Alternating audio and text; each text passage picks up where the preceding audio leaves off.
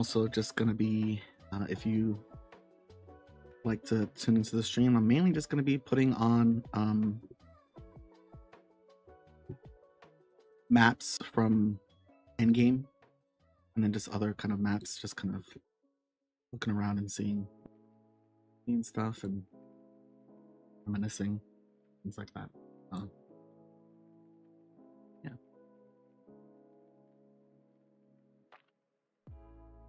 Also, I totally forgot that the Discord, we had a chat too. All right, let's get started here with this map.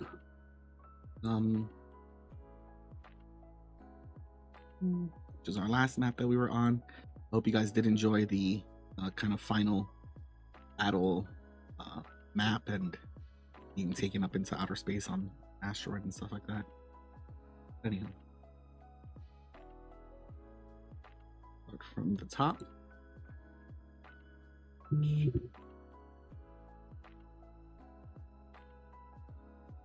Okay. My favorite animal. So what is your favorite animal / animal type to voice? This one,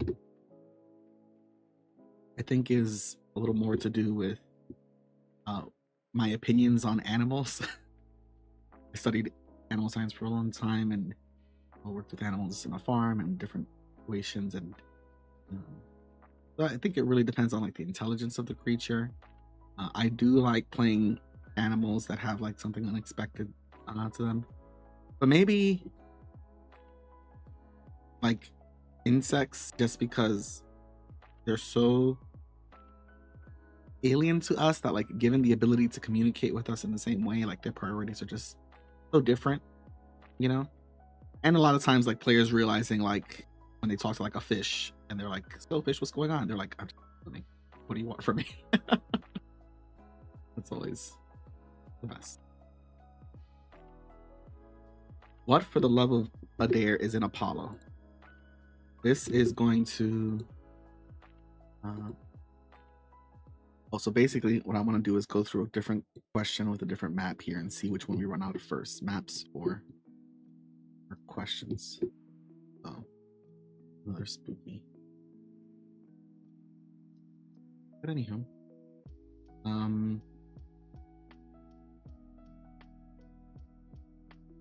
yeah, next question was about Apollo.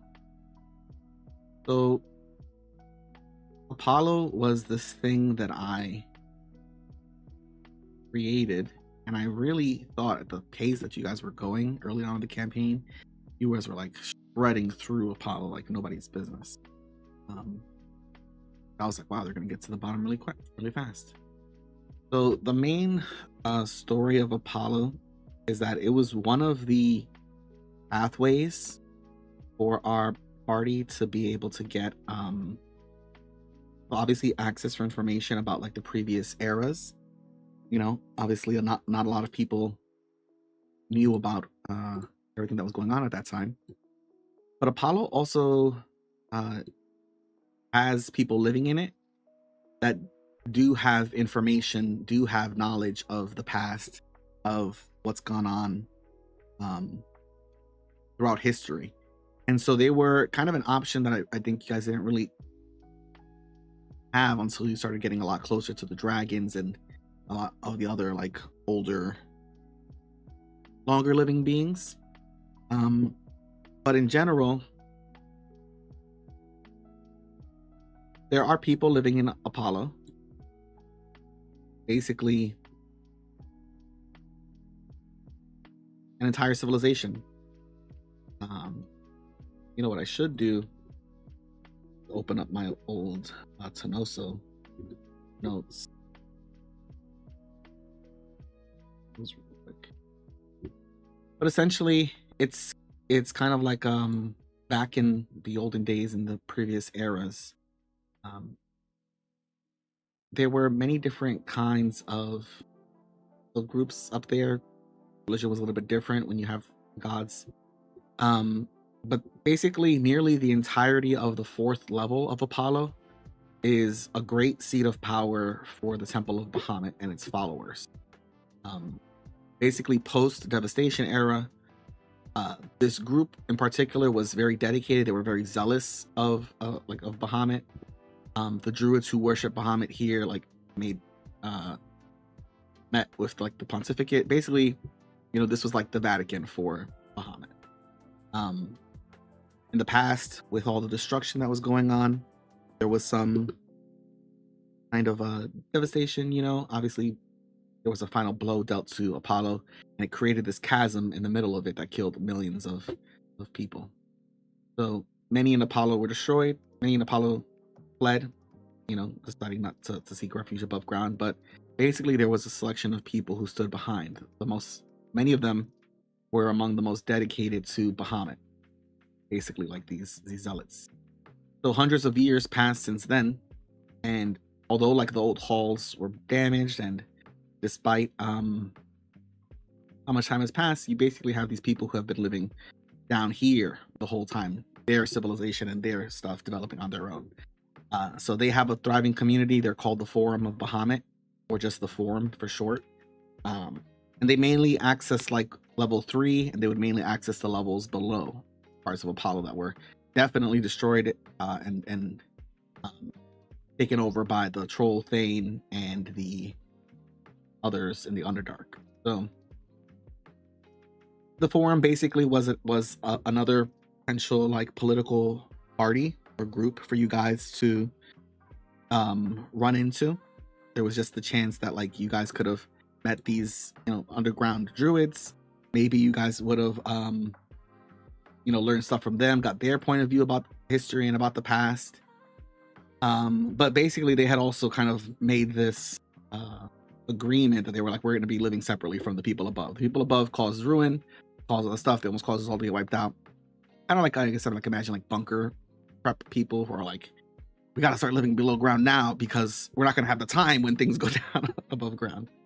So yeah, so basically the Forum is largely made up of those who wish to join the priesthood of Bahamut. That's kind of a lot of what goes on there. So there's the Forum, there's the Tanoso, who are the druids who live down there, and then there's the Guild of Service, which is like, they're basically a guild that splits up all of the things that are needed for a community to get to function. So some of them take out trash, some of them are paid in resources. There are some who are in particular handle the trade and go visit the trolls, and yeah, so that's what's going on down there. Plenty of secrets and things down there for you to cover. Obviously you would have gotten like more knowledge about like a direct knowledge of like that time and from people who kind of really preserved that lifestyle. So that was what was up with Apollo. I kind of had left, obviously there were, as you got lower, there were more and more hints and clues that like, although you guys had discovered that area, you weren't, as you start to realize like other people maybe come up here. That's why like there were signs that like individuals maybe be up here scavenging, and that was basically people from down there who were like, I need some materials, go up to the first level and get us some wood or something. And then they tear down a door or tear down something and come back down, all the whole time avoiding like the dragons and the threats. Yeah, and they also like there were also like that group that you guys met out there. They were from the Guild of Service, and basically they're not supposed to let any above dwellers know about like the underground community. So it was kind of like a moment of like being like, oh shit, we're caught, run. The above grounders, they've seen us. So that's what's going on there. Another map here. This was our run through the streets here with the Warforged. But next question. What were the biggest hooks we missed? What went unfound? There's a lot of things that went unfound, but part of West March's campaign is also like covering like what the story is, and there are certain things that were like, yeah, were the things that you guys may have missed. Sure, but some of those things may have led you guys to like similar conclusions you were already arrived at, you know, like early on. Like for example, talking to uh Jacobus kind of missed kind of like gave you guys that confirmation about Sophia. Um but maybe like if you guys had gone to Apollo, like maybe you guys would have found other confirmations, you know, about her. So things like those kind of things were missed. Um I think there are some hooks. I mean, not necessarily hooks, plot lines. I think more so that I think like I was excited to see where it may have gone. Like, just didn't nobody like either seemed to just sort of pick them up or just got forgotten about in the plethora of the quests that are out there. So nothing really that I was like, oh man, they've missed it. I would say the only time that I've ever felt really like that is when I think players want like can sometimes underestimate the power that they have just by doing things or asking questions that to kind of shape and create the world. One one great example I think is Nivok and an early quest to kind of break into the theater that was had, in which he was like, I'm gonna go and try like this own separate route. I'm gonna apply like if I'm going to apply for a job. And it was definitely a different option than the rest of the party was going for. But just through him like trying to ask like how does hiring work here and like can I talk to like the manager or something like that, like kind of like starts suddenly like making headway for a plot that otherwise like prior to that seemed completely ridiculous and impossible. And there's plenty of times where I think players put their own guards on things. Not to say that you should be asking for the most ridiculous things all the time, but there are sometimes when players, and I notice this more with players who are older and more experienced, newer players don't really have this instinct. But a lot of times older players will be like, let's not even bother. That's not going to be possible. Let's not even try. The amount of times I think let's not even try has been said that I'm just like, this is totally possible and you guys could do this. And you guys are like, that'll never work. Let's just go. And then leave. That I'm just like, but you could. Those are the things I think that are only times where I'm like, but maybe something could have happened.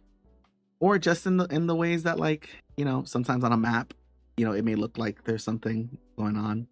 And a player may just ask like, hey, is there you know, like is there an extra mirror or something inside this person's dresser? Where it's like, I didn't explicitly make that thing there, maybe, but I may like, yeah, or I might roll the dice for it, or I might say like, yeah, it makes sense that this person would have like a hand mirror at their dress or bureau, where they do their makeup and stuff. And all of a sudden, like just like that, something that wasn't there before is now in creation and there. And I feel like sometimes players lose sight of that power that they have and restrict themselves to the world or to what's on just on their character sheet. But yeah, that's the only thing, times where I feel like something is missed. Next question.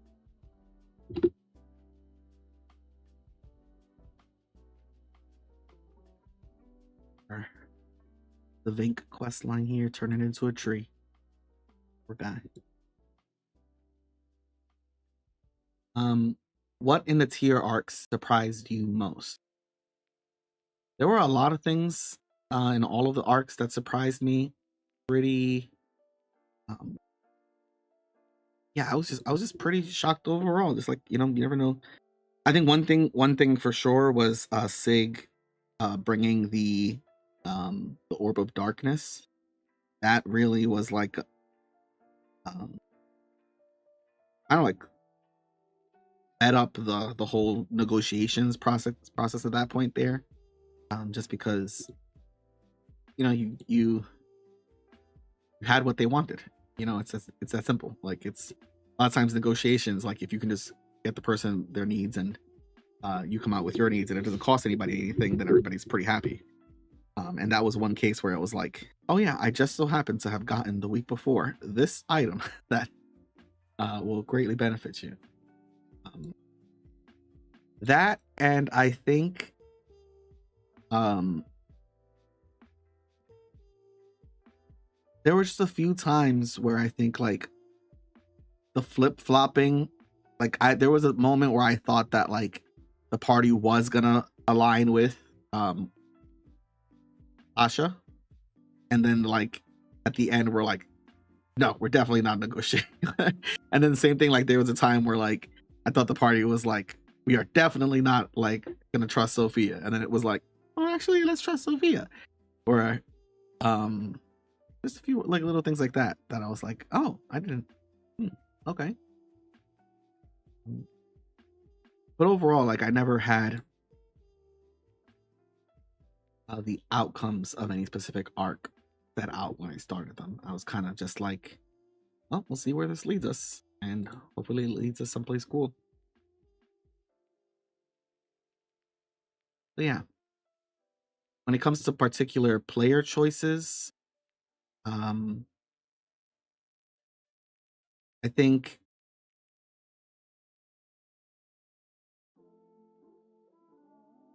I'm not sure. I'm not sure if there's any real player choice that surprised me. There were a lot of things that I was like, yeah, based on this character and based on the player and the amount of time I played with you guys, I know. But there were definitely certain moments of the campaign where I was just like, oh, okay. Like when Fizz got arrested and then came out with Sylph and everything. There was definitely a part where I thought that Fizz might say like, I'm joining the revolution like fully on, and I'm actually gonna like actively be like bombing the Empire now or something. And like I think the not quite the hesitation, but the caution, I guess, on that point was surprising. But then again, I guess you did suffer jail time for it, so maybe that eased your eagerness to commit more crimes again. But yeah.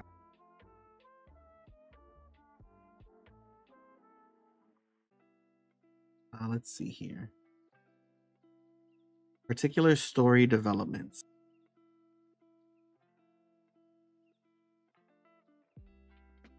It's hard because there's a certain part of DMing that kind of feels almost like right in the context of the story, it all seems so obvious. You know, of course, Victoria and Big, you know, live in the Feywild and do their thing. Just seems obvious now, but I think like day to day, moment to moment, there were plenty of choices that I was surprised by, where I thought like, oh, the player might take this option or keep this. Or like sometimes it's even like magic items, you guys deciding to give them away to someone else. That's always been like surprising to me, where I'm like, oh, okay. Were you ever surprised by a story choice you made even though you thought it was for the right character's moment?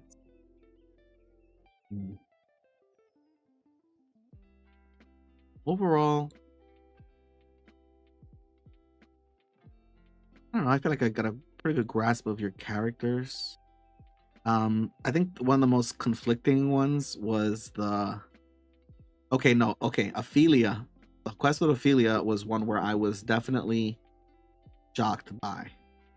Because again, you guys came into that quest saying we're gonna kill these guys, and then we're like immediately like, we're saving Ophelia now, and so flopped onto her. But even then, like that switch of like getting back to the Feywild, getting back to Mab, her bringing back Sig. I think maybe that was one of the most surprising quests of like of what the quest line was, of like, hey, you're gonna come here, and like me expecting like mainly just like a cat and rabbit with Quinn, and maybe fighting him to his palace, and or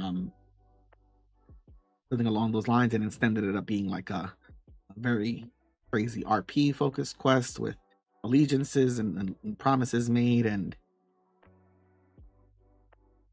things like that. Yeah, like, that was pretty surprising. Um, were you ever surprised by a story choice you made, even though you thought it was right for the characters in the moment? Yeah, I oftentimes struggle with this. Because for one, uh, I I want you guys to have fun, and I want everybody to have a good time. Um, but there's also, place is dusty. Oh, this was the giant map you guys were on, fighting all the giants with Lotto and Vrunus, and the other giants who were mad, Prakesh. You guys were on this quest fighting this guy up here. Fun times.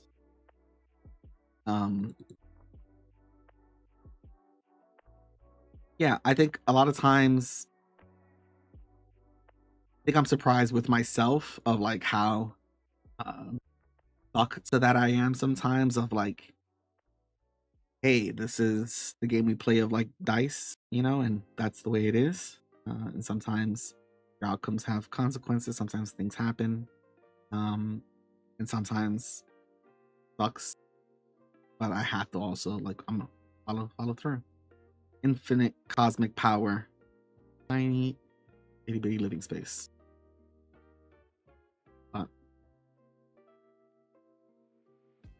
Next question here. What was the end game with Apollo, essentially? And that's kind of like what I was talking about before, covering the oh yeah.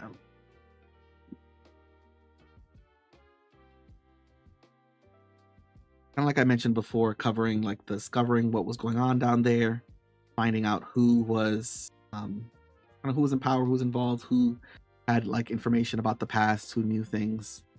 So, and like there are also plenty of like relics from the past, there were also plenty of like notes and like books and things like that that would have given you guys more information about things from the past. Like you guys had discovered some of the wielders of some of the Haketi's principles down there. So like that would have been one thing, like finding those other items. The Beastmen, like I think, was a possible alliance you guys could have made. They were a faction. Like you guys got to see some of the factions living down in Apollo, and maybe that'll be a good time to just show you guys how. This is what it's like from my side. This is the third floor here. But, the different factions, the gorillas, the baboons, the Beastmen, the kind of little cells that develop down here, like all fighting for life. You could have allied yourselves with any of them, and made friends, made enemies. Theoretically, like a whole huge section of the campaign could have just been spent down here in Apollo, and that would have been a huge chunk of the campaign. Where were the unaccounted for prototypes? I'm not going to reveal that information because who knows? We may come back to tier, and it may still not be found. So we'll see. I never expected you guys to find all of them. I expected once you guys kind of got the hint, about these very broken weapons and items, and that you might start searching for them, or once you learned that there were certain individuals who had them. But I never intended for you guys to need to get all of them or find all of them, because you just might not. Some of them, like, for all you know, there's like one just like floating around at the bottom of the ocean that's just stuck in some coral down there, and that's just where it is. Yeah. Oh, this was a map that wasn't used. The amount of maps that I make sometimes they just don't get used. Here was the bar, the Earth bar, Goose, Benny, Alan, some of the friends of the Earth bar there for a long time. How could we have found or claimed them? There were in general some quest lines, some pathways. I think some of your characters like clearly trying doing their best to find more of them, but like I said, it wasn't anything that I expected. All of, nor did I think it was gonna be like a thing that was like necessary for everybody to do. Just because like as powerful as these items are, they're also very RP heavy influencing. So like I didn't want a whole bunch of people now suddenly like, all right, well, you're gonna be humble and you're gonna be chaste and you're gonna be like, I didn't want that to start developing either, or for people to to be influenced, because you really do have to be so strongly like aligned with these in order to fully draw out all of their power, that it really is also like such a drastic change to your character as well. um that like I really don't feel like the Sig at the beginning of the campaign, or even Sig pre-Patience. It's almost like how there's like in fighting games, there's like different eras of characters and stuff. Or like with Dragon Ball Z, where it's like, here's young Goku, here's older Goku, here's Super Saiyan Goku. I feel like there's like a beginning Sig, then like a pre-Patience Sig, and then like a post-Patience Sig. But yeah, so that was the thing with them. Next question here. Let's get that. This long. I don't think we got this one either. This was a potential side street. I think you guys could have gone. That there was this one, escorting everybody in our fire truck here.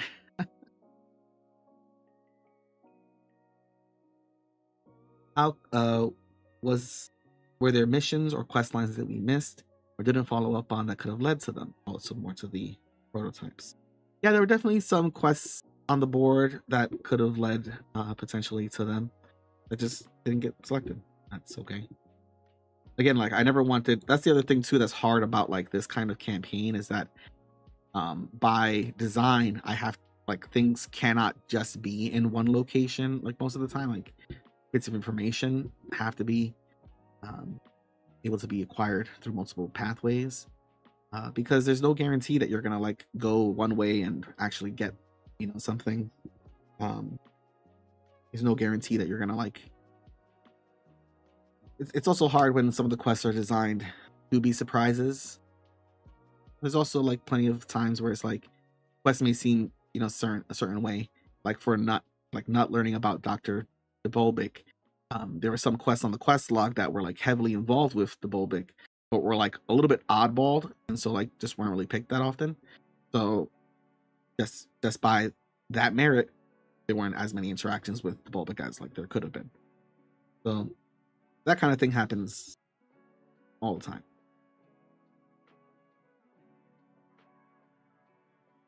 Next map here. We'll do this one.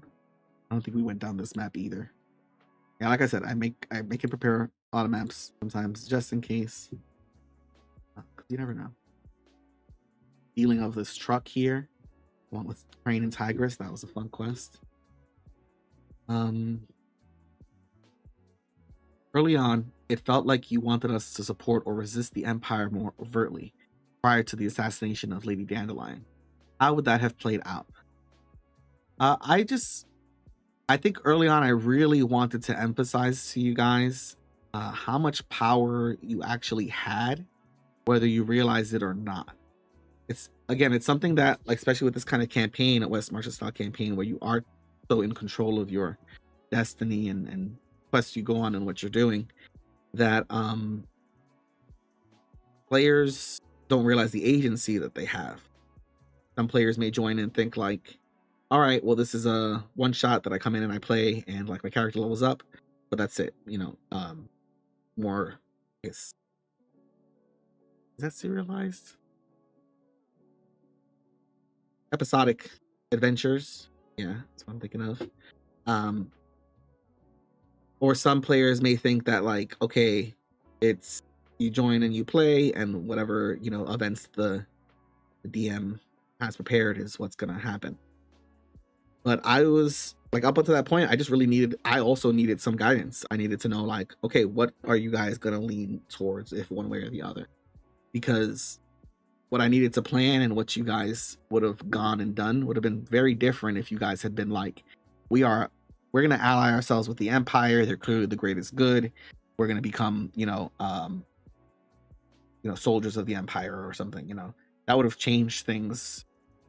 Not only just changed the tone of the campaign drastically afterwards, but also just would have changed the kind of quests that were possible to begin with. Would there have been an entire mini arc of destroying Gravish Corporation and resistance style quests if you guys had joined the Empire? Or would that have just been done from the Empire's perspective of them being like Gravish is a threat and was taken down? I don't know how it would have developed. It's nuts. But definitely I did want you guys to make a choice, and a more overt choice, and also realize that like making choices and not making choices would still have consequences. So that was my plan there.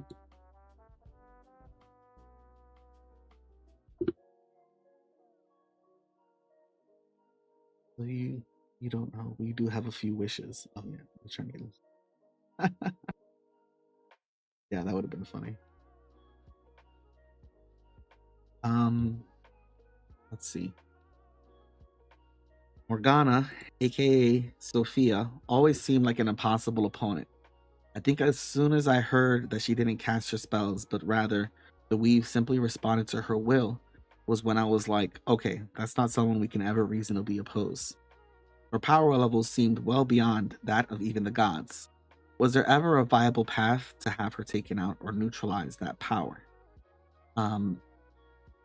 Yeah, I mean, obviously, spoilers, you guys did it.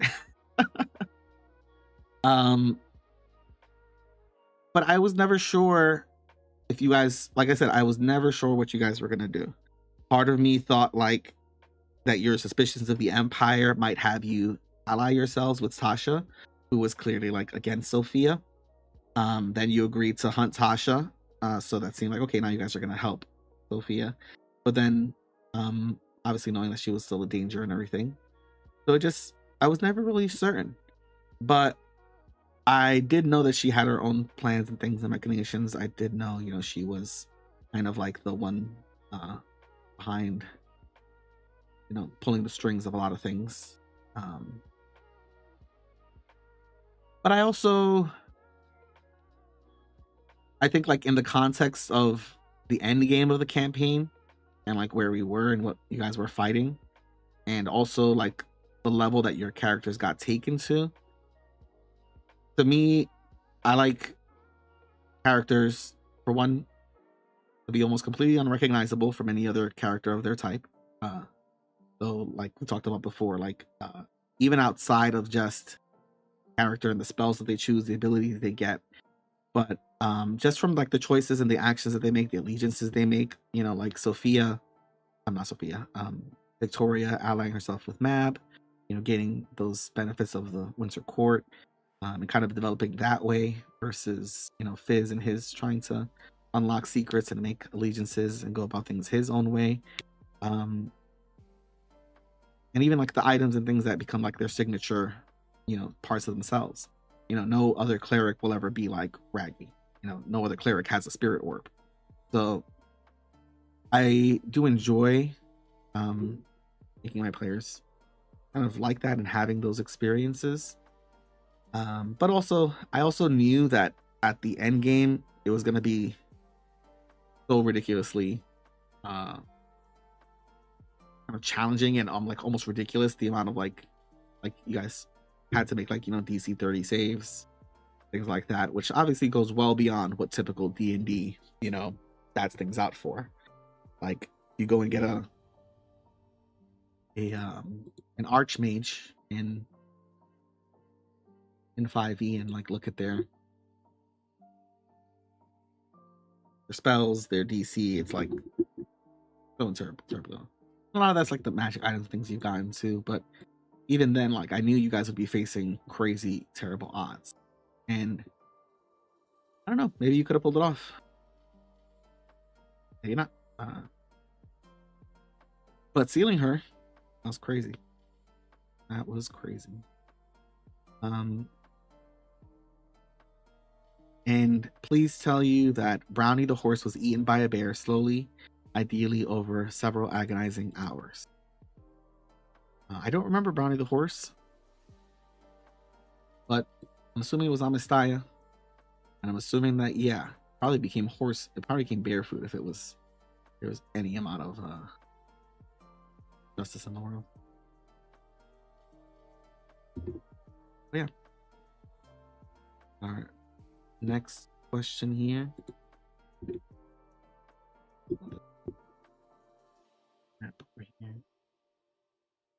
Oh, the Starry Gaze and Adair's Ascension here, and Raggy on the side over here, going off on his own. Next question is, what happened to the man in the straw hat that was handing out eyeballs? I expected us to run into him as a powerful fae or something, but I don't remember him coming up again. It may have appeared in a quest I wasn't partaking in.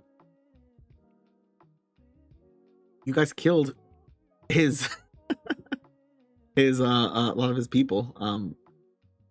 There was another. You killed one of the cultists. She had an eye. You cut down one of the other guys who had an eye.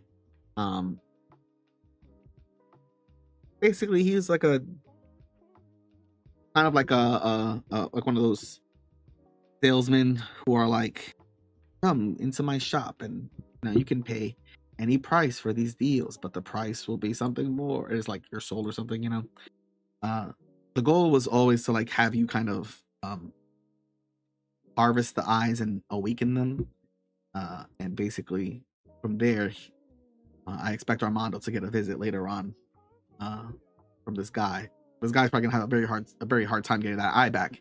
But basically, now that Armando has cultivated it, it's a potential thought point for him to come back and try to get it from you. But yeah. Now this one's puzzling to me.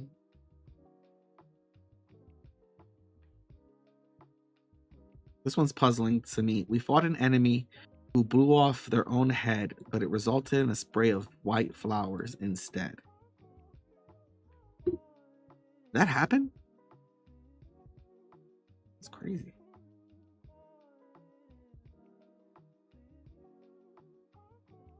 It does sound familiar, but I feel like it was a case where it was somebody who had madness.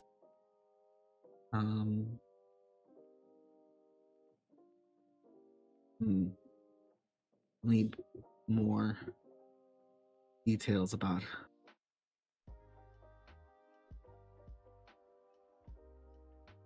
like the fever dream. Yeah, everybody just dreamed about this man offing himself together. Oh, yes. Oh, that was one of Gravich's fasten guys. So he did blow off his head. But that's only because he essentially is just a head, and can have it basically removed, put it onto another person. All he needs is his head to survive. But basically at that point it was like, all right, we're caught, we're captured, time to go. So got rid of his head.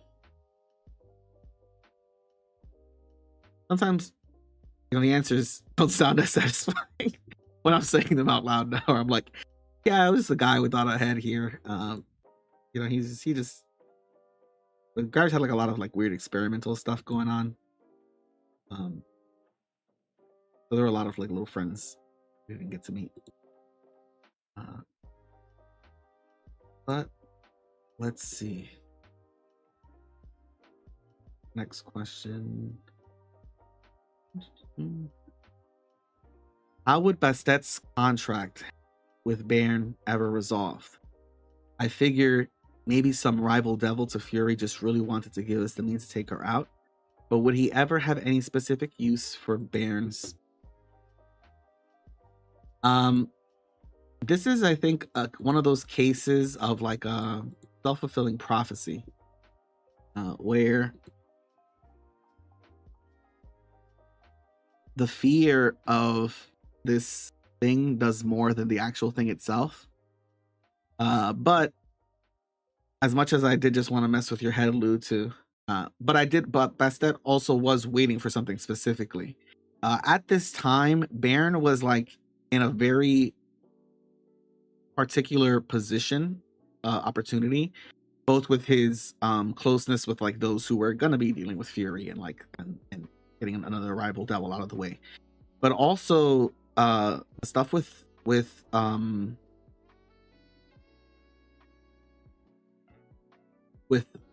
Adair, with River, and with the sort of everlasting hope and whatnot, truth, Ignatius.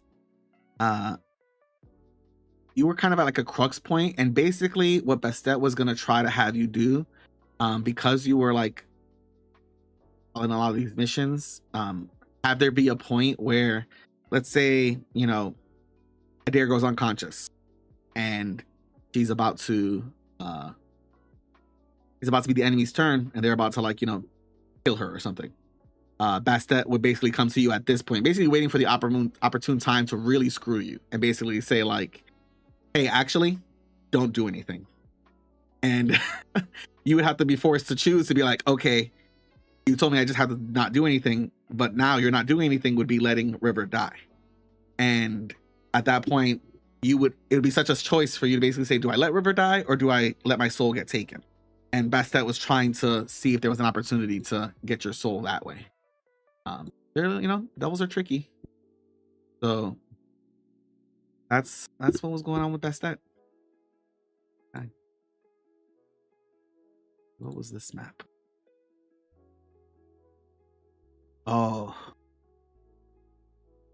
this was the Goth map here. When the party started fleeing into the Tree of Dreams. Goma and Gideon, rest in peace. And the boulder that Shoggoth threw at the good old Shoggoth. Next question.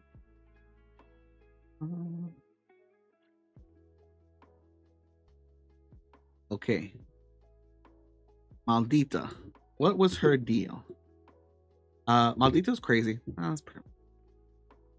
So Maldita was a hag, a very powerful hag, who basically, you know, screwed around with Titania, got a little bit too big in her head, and she got punished. And she kind of thought that like Mab would help her out, but Mab was basically like, it's not my fault that you started talking like shit and basically being acting like you were bigger than you actually were. So like, yeah, if my sister decides to punish you, like, you probably deserve that punishment, because that's how they are sometimes. So she got kind of sealed away and got her name taken from her, and basically kind of put in a position where she couldn't really have agency. She couldn't get out unless somebody let her out. And once she got out, though, she kind of became obsessed with cultivating, I think mainly because she spent so much time with Rico. She kind of became obsessed with cultivating an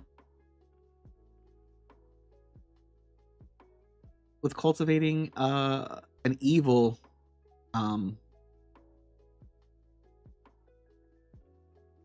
part of Rico. Like Rico was evil, you know, but he wasn't like burn an orphanage down evil, you know. It wasn't that level of evil. And Maldita basically was of the opinion that this part of him could be cultivated. And even when she left, she still was like, there's still so much potential in him to be evil.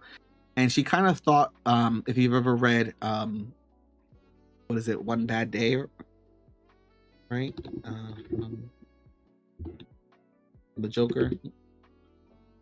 Basically, he says, all it takes is one bad day to drive the sanest man to lunacy.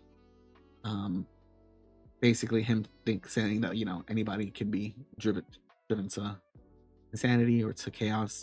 And her basic thought was that, like, if she could have Rico pushed, if she could make him have one really bad day, or if she could cut away the things that kind of make him still care about other people, then she would create such a force of evil and darkness that it's just kind of like the thing that she would love to do is like, hey, I don't like, yeah, sure, I can make spells, I can steal things from people, but if I could make an evil rat man with a time dagger who's gonna go around killing anybody who gets in his way, that's like legacy, you know. So she was very eager to try to turn Rico in that way.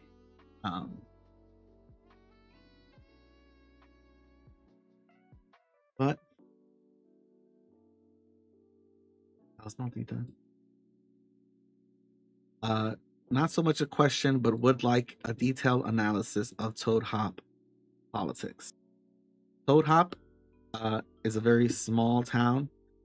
It's not far from no, oh, that's fine. There's a little hole over here. It's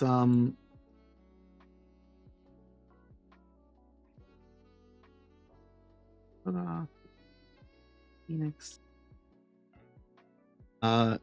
It's basically just such a small town. There's nobody who goes that way who doesn't, like, everybody takes a train to get to, you know, the next city. Nobody's really going out that way. This was a potential rooftop for the Tree of Dreams you guys could have gotten to. But yeah, it was kind of just like a little I don't know where town. Didn't really have too much leadership or governance, and didn't really have anybody who was kind of like to take charge of that. So they just decided it was best to let decisions that couldn't be decided by them. It was just as easy to have like an partial decider. You know, basically if like, and mainly this is a lot of the town people just like this. They're just not that big. Most of the time they're self-governing people. But it's not the world you live in. You need to have, like, you know, a city hall and a mayor and things like that. But when it came to like a lot of the things that they just couldn't really agree on, basically instead of using a coin flip, they'd use their mayor and basically say like, well, should we do this spring or should we not do this spring? And they'd be like, all right, Jump Bean, what do you think? And then have the cow kind of decide one way or the other. Or at least it was the cow. So basically originally it was a pig, then it was a cow. But then after some campaigning, the pig has now taken back over again. The pig is now the mayor of Toad Hop again. We'll see how long this lasts. But yeah, that is it.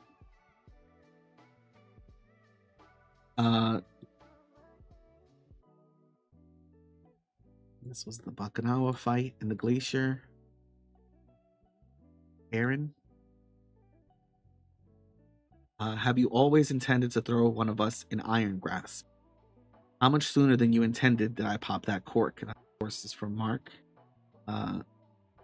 which was pretty. I had not really intended to throw any of you in there. I kind of thought, like, you know, worst case scenario, if someone does something like, you know, like Varen would have gone there, Grim's brother, like for his murdering a whole bunch of people and being like just a big threat and danger. But like, I didn't really expect any of you guys to get thrown in there. I just didn't think you would do anything that would get you so immediately tossed in prison. It's also too, like, Bridges in particular is very angry and prone to like not spontaneous, but like, yeah, just, yeah, I guess spontaneous action. Whereas Flowers is a little more like reserved and calmer. So just bad time, bad place, bad situation. It was just like a sequence of events that I was just like, damn, this is happening. um, oh, let's see. Question here.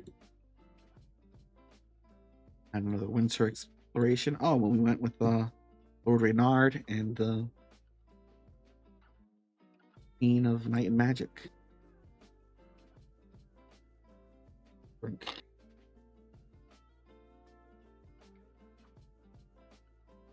Okay. Next question. Was Sophia using Eremos first a calculated decision? And yeah, no, it was not. I was pretty scared though, because I was very worried that it was gonna happen too late. Like if it had happened, like if she was the last one to be killed, that like it would bring chaos. That like, you know, Raggy wouldn't be strong enough for the final fight or something, or may not be able to do it. Or just maybe out of sorts during that time. But no, I was rolling and I already knew how many was calculated. Yeah, because she did know that like, okay, let's see how hard this is the first time. If we have weakened this thing enough, and with the Midnight Pact and with the other allies, if we can do this, then I'm not gonna need second attempts to need more of the gods. So which is why in her second later attempts she was using 2, basically being, you know, arrogant. He was like, I got this. Next question is, what has Niv Mizzet been up to this whole time? Basically, Niv Mizzet is an evil dragon. She's always been bad. But her plan was to pretty much get power. You know, she was just like Fury. And they were kind of like she saw themselves as, you know, classmates. I don't know what do you call it when you're moving up the same rate as someone else's. I don't know, coming up together. But basically just wanted more power. She's a very powerful sorceress after all. But wanted more, you know, always wanted more. So been collecting the keys, kind of waiting for this whole thing to die down so that she could you know, come in with the Tarrasque. So that's it. Mainly she killed Kiana Valeris, mainly because Kiana Valeris had her library. And of course Kiana Valeris is like, no, I'm not gonna let you have access to my library and see all my stuff. And Niv Mizzet was like, well then I'm gonna kill you and take it. So that was her deal.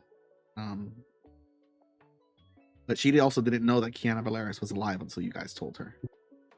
So you're welcome. This is the map here where we saved Kringle. Next question was, what was Voss's deal? Nothing really too complicated. He's just a pirate who was hired to kill you guys, lay an ambush. He was hired by by Hans Etheridge. Hans Etheridge had some dealings with the pirates in that area, and basically kind of coordinated to have the Midnight Pact killed. Specifically, certain members of the Midnight Pact, like Mooney, who had ties to Mori. Oh yeah.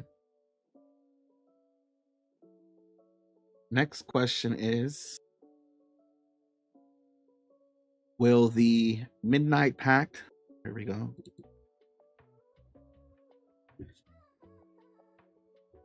Will the Midnight Pact have to deal with the moon presence eventually?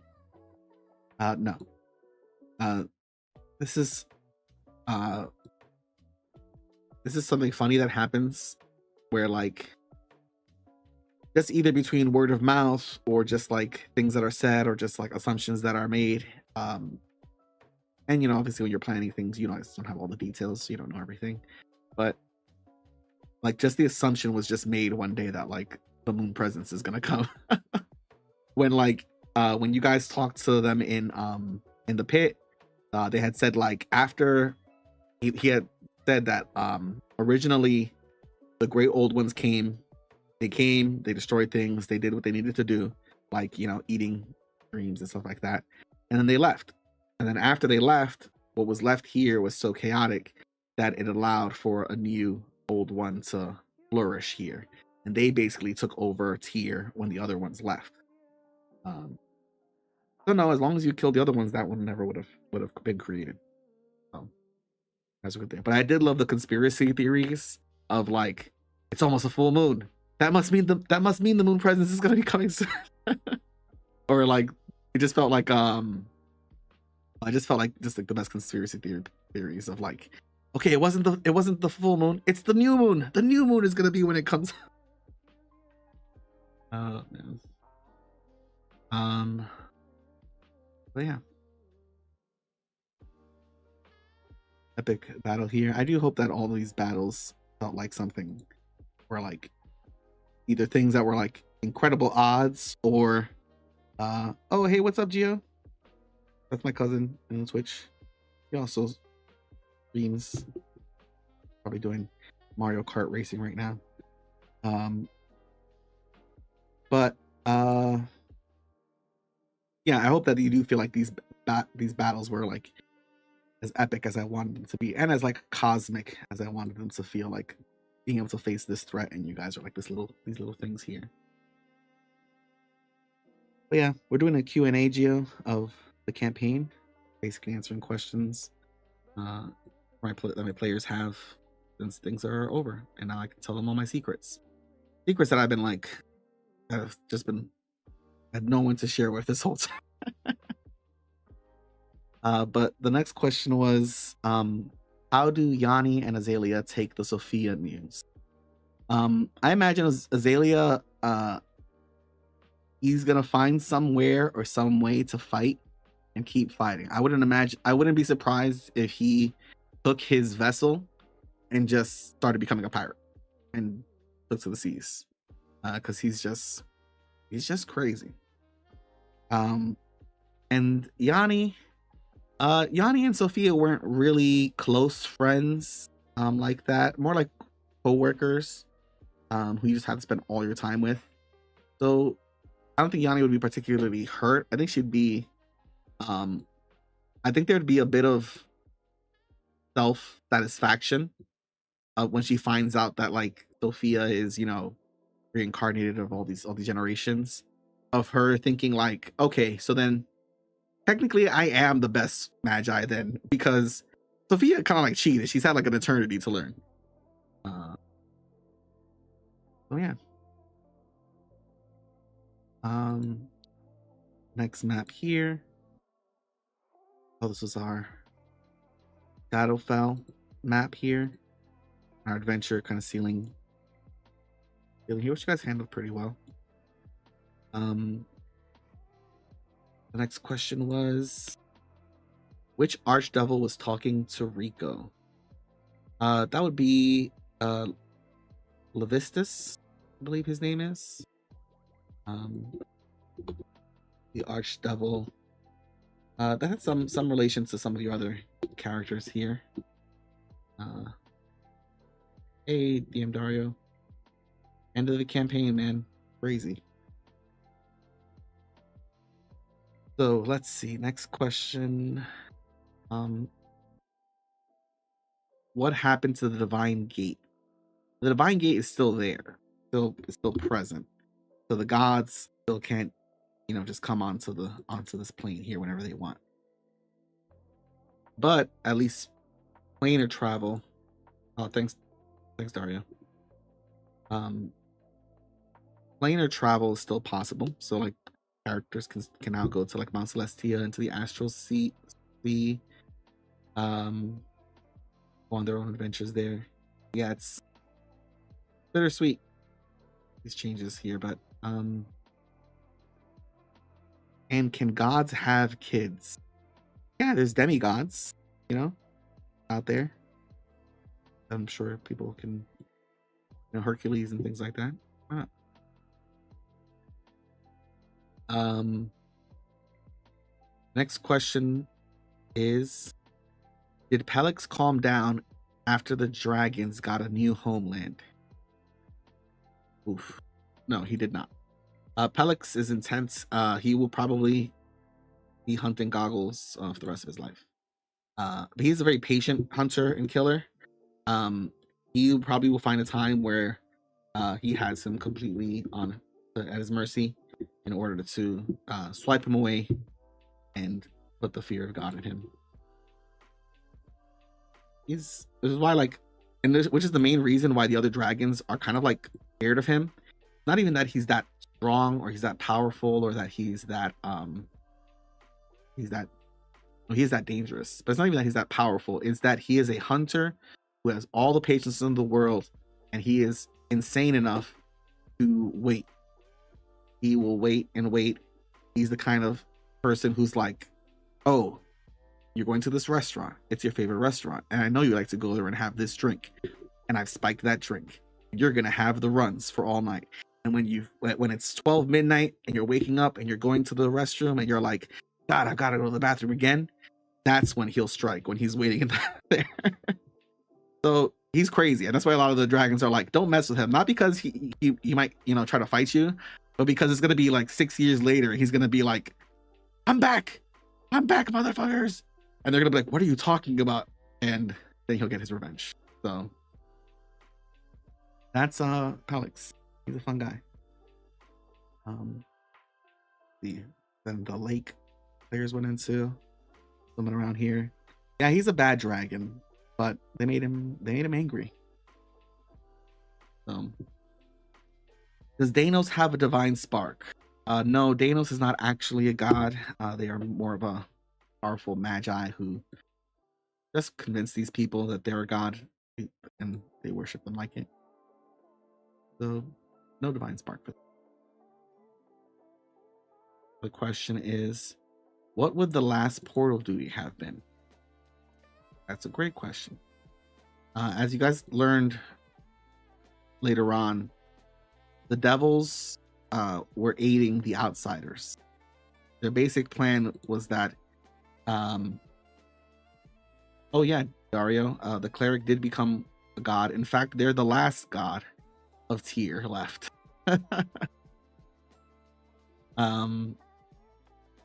But yeah, the players kind of discovered that the devils were working with the outsiders.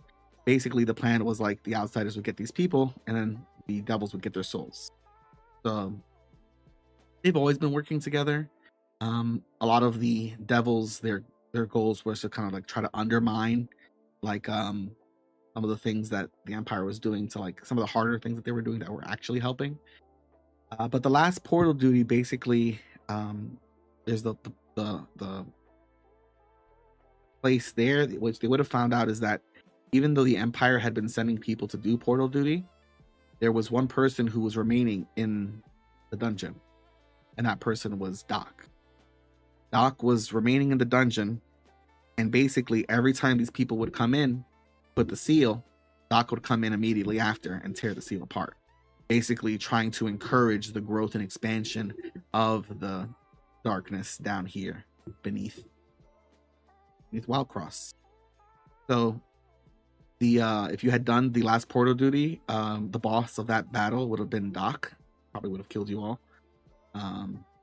But basically that's what he was doing. That's what his master had asked him to do once things were going crazier, basically trying to expedite. Looks like how many of these events in the world were trying to expedite the end of things. So that was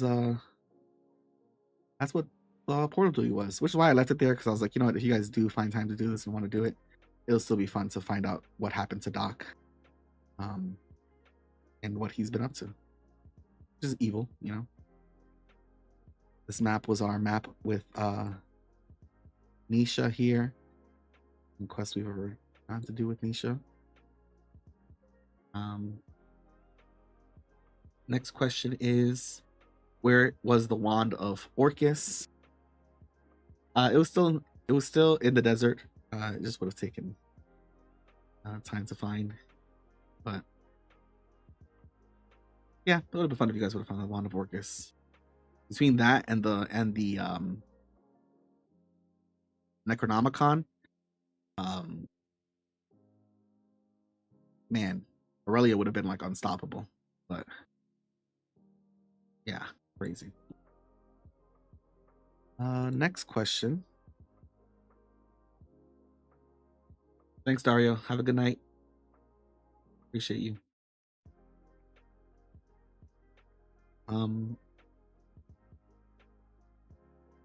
Are Camilla and Jacobus satisfied with our eventual handling of Sophia?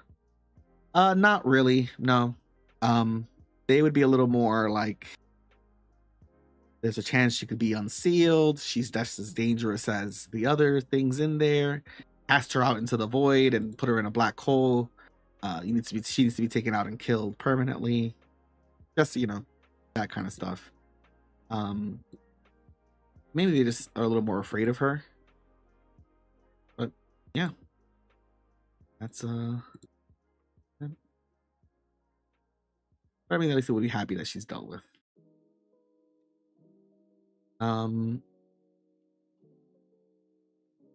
What was behind that Sphinx door in the Wizard Tower where we found the Dagger of Time?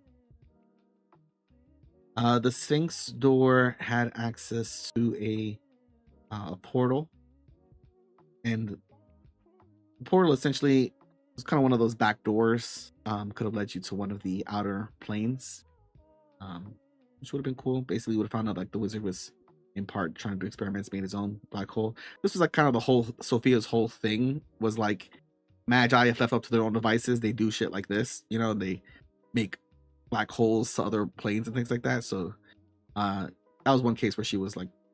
Yeah, this guy was doing that. Nisha. Big Augustus for some reason. Oh yeah, Augustus got big to block the doorway. Oh, this is when you guys went to go right, deal with those cultists. Yep. Next question is, what was the heart of the storm? There was basically these massive elementals that are kind of like remnants of an older age. It's kind of like how Godzilla is like a manifestation of like, the nuclear bomb and like that destructive power. They are kind of like titans that were created from the destruction and devastation of the world in the previous ages. So that one was a firestorm one, and basically was like a like Ifrit from, I think, is it Final Fantasy 15 or 16, whichever one that just came out. I thought 16. I think so. Yeah, the icons, yeah. Oh yeah. So that's what that was. And what's happened to the Pirate King now that we've dealt with the outsiders? He's probably just hanging around, doing his own thing. That's it. Yeah. I don't think much has changed for him. I don't think he's like suddenly become virtuous or had a change of heart. I don't think he's also been unchanged after the changes. So we'll see. And we're gonna have to start rapid firing through these because you guys have a lot of questions. All right. Who was the last Rosewood? The Empress. That was like another like little like thing where you guys were like, Sophia is the Empress. It definitely was the Empress. Is there a way to release the Weaver? No. They're not sealed in like a sealed really open kind of sense. A little hard to explain. But like these guys that you guys feel the way are put into jars here and like have physical. Yeah, that's what I'm trying to say. These guys have like physical jars and containers on them. While those have like not metaphysical containments on them. It would be like the gods basically doing the evil containment wave. versus you doing it. That's the difference. February 10th, 2023. Live by the sword near Kanto. We found ruins with a circular structure in the middle, similar to a sundial, but with broken statue. Seemed to be a puzzle we couldn't solve. What was its purpose? This is another case where, like I say, I put different bits of information. One of the ideas that I wanted to present to you guys was the idea that a lot of what you guys have learned about history is all from the people who wrote down history. There's obviously also things that are unwritten, and history is shaped by the winners. And I wanted to start to put into other place that not only was it these gods, the old gods that were there, but also kind of like how we saw the worship of the Winter Court and the Fey Queens. There were other deities and other beings who were worshipped here like gods outside of the tent. And like we saw with the town that was trying to create their own god, they didn't really like that. So, but there were other beings like the god of the giants, who was here. There were other beings who were also secretly part of the reason why Fury originally was so against the people and trying to kill people and get rid of all humans, was because when the humans got here, they brought their 10 gods and they did start wiping out a lot of the other gods that were around. So it's kind of started from the beginning of this whole game here. But that was one of the cases where I wanted to reveal that, like, there was kind of similar to how the new campaign has kind of a zodiac of gods that were worshipped. But again, it's one of those things where it's like, all right, you didn't get the clue. You didn't really find any other clues about this too. That's okay. In episode 386, Shasta plays the Grim Jester's ribcage like a xylophone, striking the ribcage twice, but producing two distinctly different sounds. It was a magical xylophone, yes. Next question is,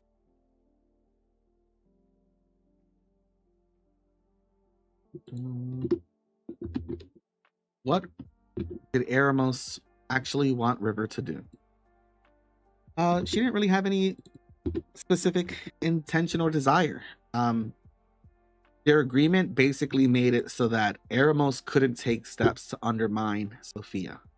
Basically, they promised Sophia this plan that was made originally by the god of magic, Akedi. They promised to follow through with this plan and to let her go through with it, to give her the time to do it, and that they wouldn't interfere or undermine her. So basically, he couldn't give you any support directly that would have you. He couldn't tell you like, "Hey, go take care of Sophia." She couldn't expressly tell you, "I don't want you doing what Sophia's, supporting her, because that undermines her, may cause you to go against her." So she was kind of stuck in a way. And if you would have said like, "There's nothing I can do. I don't know what to do," she wouldn't have held it against you. In the same way that, like, if you would have been like, "I'm gonna put a stop to this," she would have been like, "Okay, trust you to do what's right." But she couldn't. With her hands tied, she really couldn't do anything. The next set of questions here.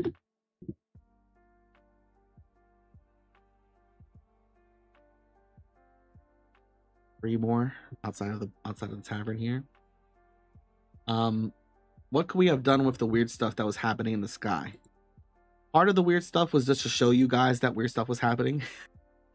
Part of the weird stuff in the sky was to kind of also, like, I think you guys did start to get the hint that, like, there was there were outsiders trying to connect to those beings from beyond, and creating enough energy to punch through the barrier and make connections and contact would create this kind of weather phenomena.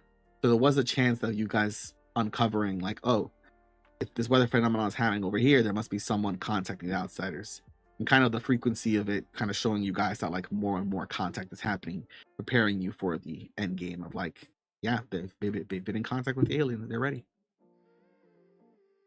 Would have been interesting. Are we going to get epilogues for some of your NPCs too? I don't know. think so. Maybe like Erin's mainly just she's lived a very full life. She's explored and uncovered so much more from her father's book than she ever thought she would. Rakesh probably gonna keep training now that she's got a taste for it. She's gonna keep trying to get stronger, probably showing up to fight Grim every once in a while to see if she has what it takes. But for some of the others, I don't think so. I think they'll go on their own adventures. Let's remap here. What was the point of the yellow crystal shards and the birds? The crystal shards were basically one of the forms that the outsiders took to be able to punch through here. They were basically trying to figure out throughout all this time ways to like get through here and punch through the hole. And one of their ways was like, well, if we get an asteroid, we fill it with our goop or whatever, we send it down there, then when it infects other creatures, it'll infect them with our outsideriness, and then maybe we can't spread it ourselves amongst the humans. Maybe we can spread ourselves amongst the animals first. Basically, there was like this plot specifically from Azathoth to do this. The next question was, what did Gravage have on our android sniper friend that she couldn't go against him? So she was an android, and she was specifically built by him. Well, not by him, but like, kind of by his specifications and requests for him. So she had like basically like a system where she could not override his orders. Our deep sea underwater map here. So that was her. That was her whole thing. Gravish cut a deal with everyone and anyone who would make a deal with him. But specifically, he did cut a deal with Mephistos. So, yeah. Where did Holly go during the gala? She went to go sabotage some Gravish Corp projects that she knew were underway. And that she had an idea that her husband was working on from the last time that she was there. So she wanted to go and perform a sabotage, but she didn't trust the party because she thought you guys were a bunch of idiots and you were gonna get her covered. So she's like, I'm gonna go take care of it myself. Yeah. We talked about Hollow. Where is the Baron these days? You mean the Baron of Mistport? He was arrested by the Empire. He's probably going to spend his life rotting in prison. I imagine with all the reforms and everything like that, there would have been some leniency for him after his attempts at helping the revolution. But maybe just retiring and actually spending time with his wife and his daughter instead of trying to manage a town.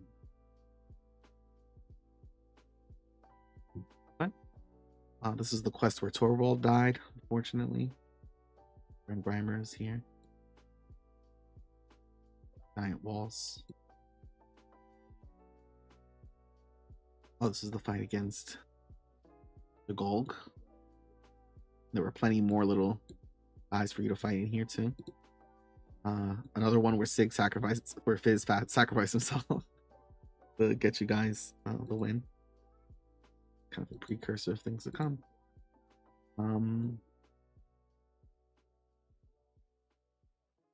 What was the third back in time mission going to show us?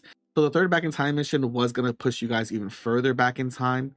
To kind of like when people first got there, they were showing a lot of developing a lot of technology. But there were also, okay, so basically this was the time to explain to you guys a little bit more about like how things happened when we first got here. There were all these groups of people. The way that the outsiders categorized everyone, they didn't name all of the people or give them names like that. They're cattle, essentially. But they would put them into groups and they would basically say like, this is the color group, this is the flower group, this is the animal group, and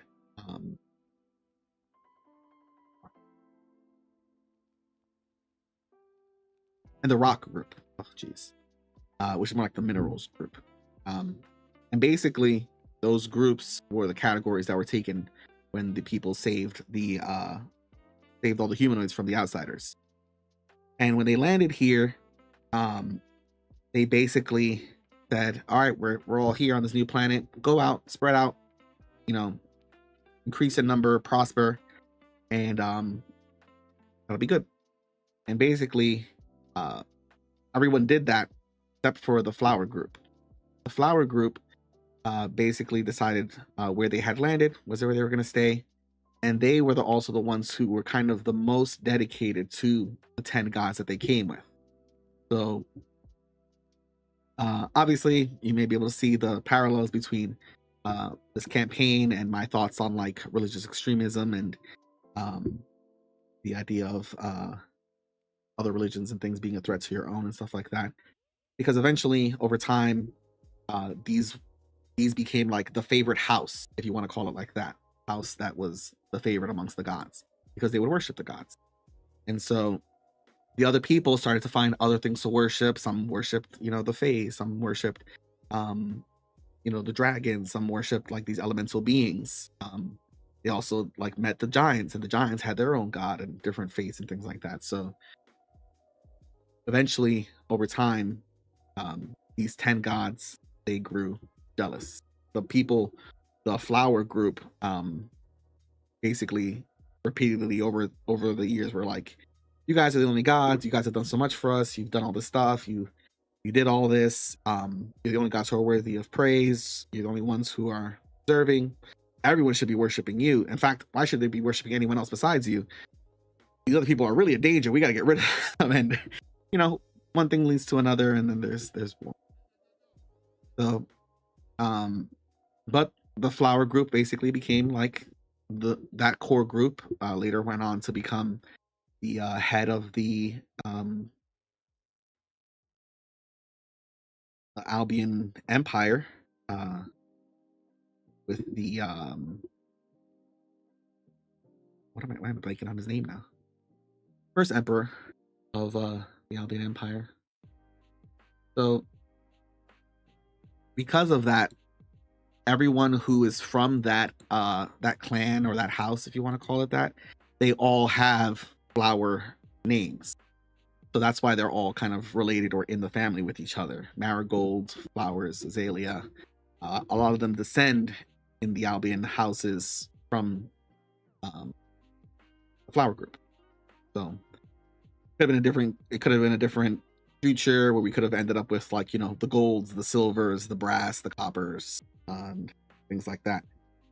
Or, could have been Mr. White, Mr. Black, Mr. Blue, things like that too. So, but it was the flower house that one.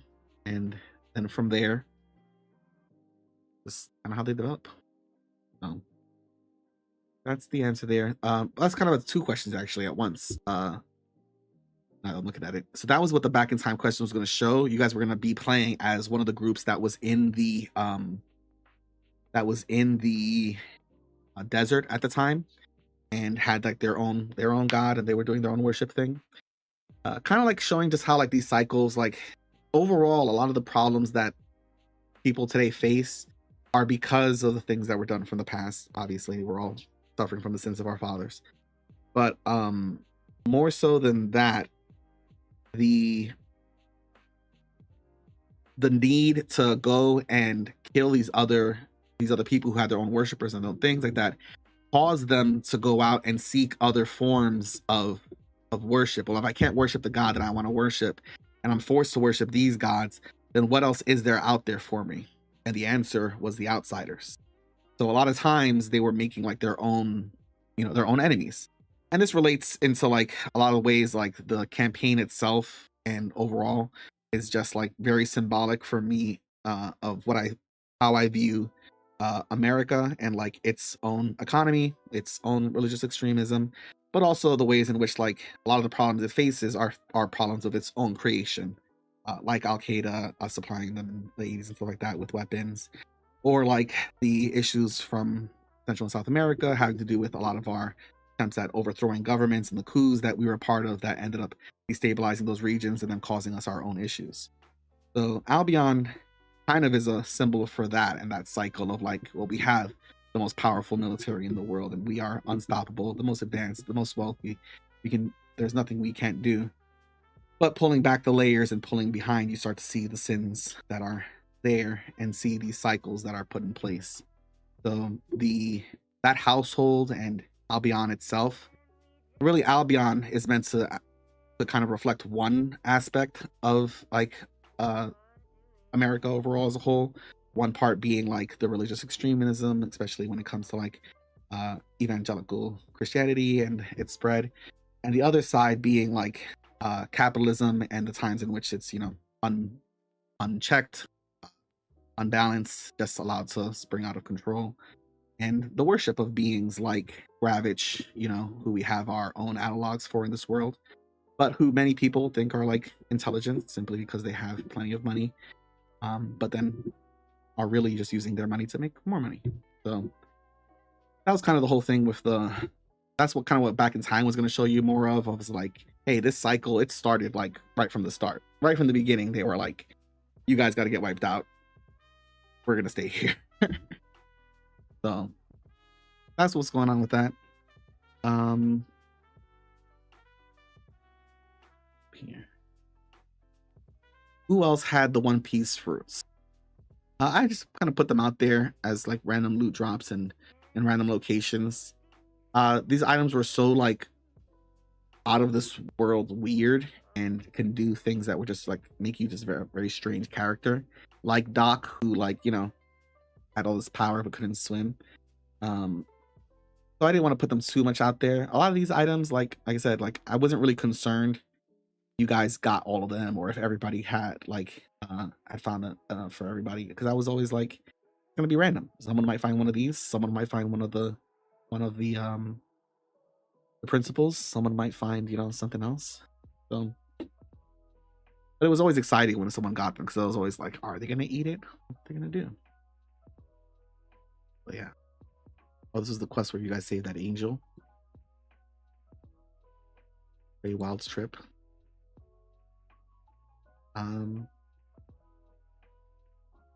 Whatever happened to the Empire's crazy F-18 Hornets during the end game? I don't know what you're talking about. They were pretty busy fighting a lot of stuff, doing their best, but yeah, it was always going to be odds against you guys.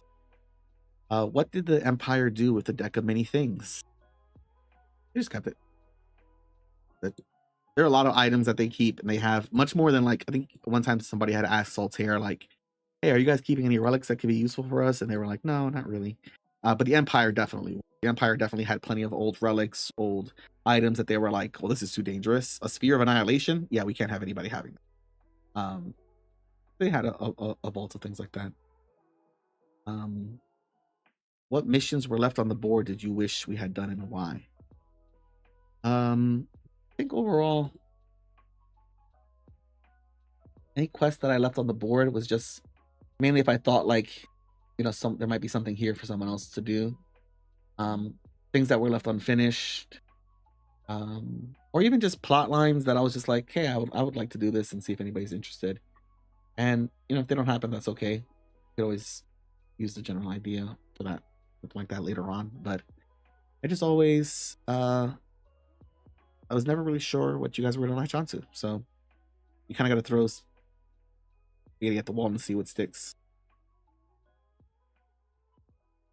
Yeah. Another question: what was waiting for us at the end of the Domains of Dread? So, Strahd was definitely going to try to kill you guys. Not kill you, but seal you. His plan was basically to make, basically through like a series of loopholes, basically make like each of you a Dreadlord over another domain, but then one of you being the Dreadlord of his domain, which would then like kind of keep him out of the loop. And basically being like, all right, if Sig's here, then he's in charge, and if he's not here, Grim's in charge, and Grim's in charge of his place, and if he's not here, then Winston's in charge, and basically keeping himself out of the loop. so that he could be free and come back to this world. There was a chance that if that had gone on, that he would have come over to this world and tried to escape, and then you guys would have had to deal with him. Maybe him fighting, you know, again for with everyone else for the claim of being king of vampires. Oh yeah. Next question. During the phase when a chunk of the Midnight Pact was wanted for Vampire's Most Wanted list, we were all pretty careful with our scrolls of non-detection. To what degree were you waiting for someone to slip? Not really too much. The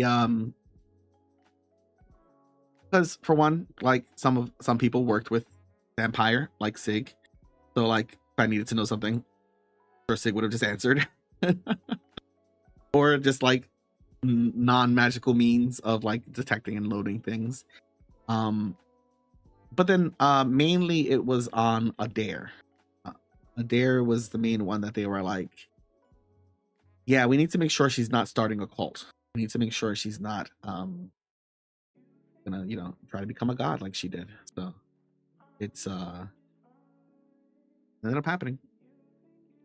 But yeah, mainly it was mainly just to know like, okay, where are you? What are you doing? Try to keep track of like what's going on so that we know, or the Empire would know like, okay, this is what's going on.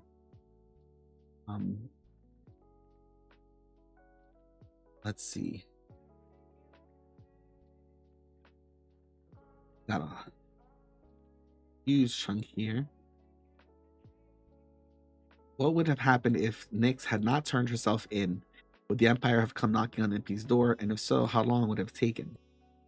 They would have definitely knocked on the door. And there's also like plenty of times too, like outside of game and outside of story, where like Misha was also like helping to like smooth things over for you guys too, or like trying to like help, which is what she ended up like being when they arrested her and took her in for, was when they discover like the extent that she was like going out of her way to like not quite undermine the Empire, but like not acquiesce to their every demand.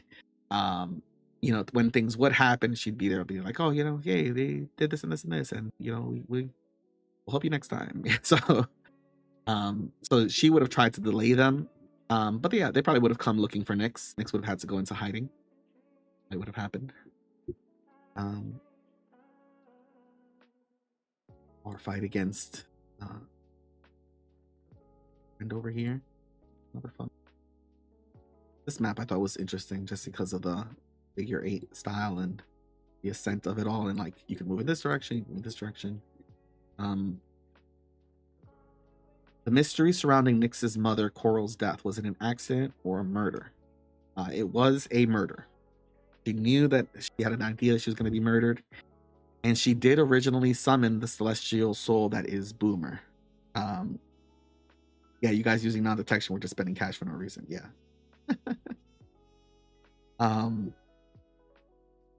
The Coral originally learned about the Celestials and summoning those souls, and she had an idea that she might be getting murdered, and she basically kind of summoned the soul to bind it, basically in hopes that something happens to her to protect her daughter. What did Great Uncle Obsidian know about the Defenders? He didn't know anything about them. He knew there was something special about them, but he didn't know anything about the summoning Celestials. So that was it for him. The return to the theater. Great quest here.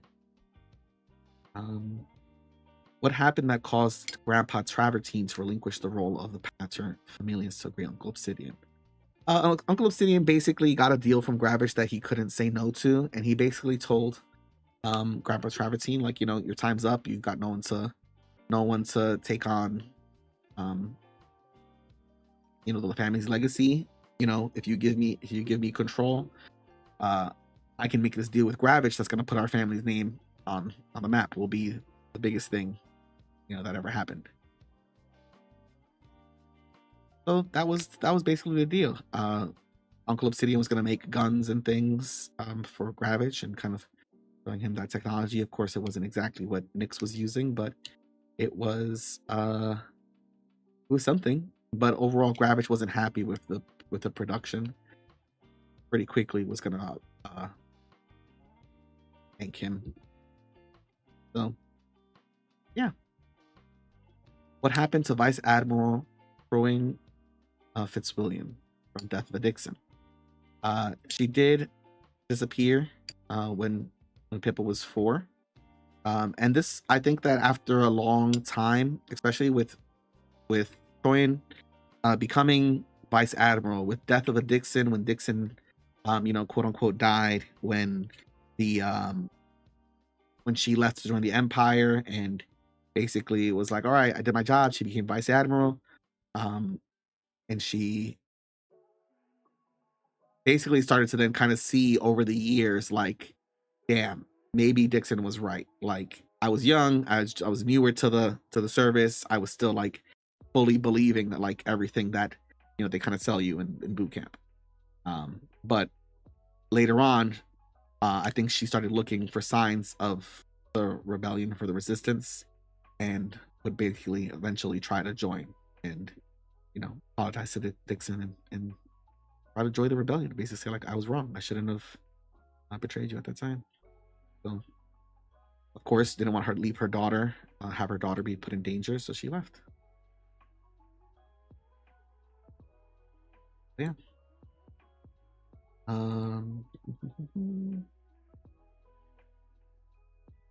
Were there any other quest arcs that you anticipated would handle differently? If so, what and how? Kind of touched on this earlier. Not really.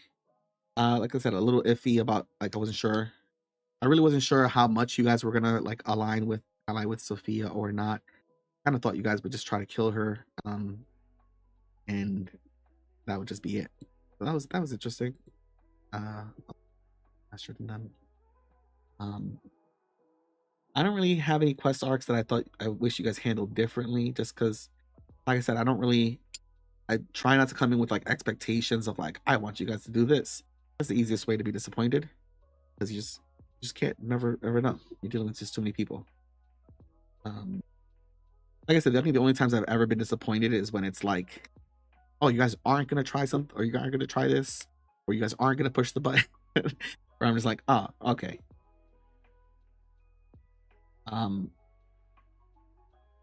Lord Tarmus of the Fungal Throne was one of the people on the 3rd level of Apollo, who was one of the other factions. He had his own fungal followers, and basically had the fungal forest as part of his round of Apollo. So that's what was going on with him. Let's see. Not much more else to the Apollo thing there.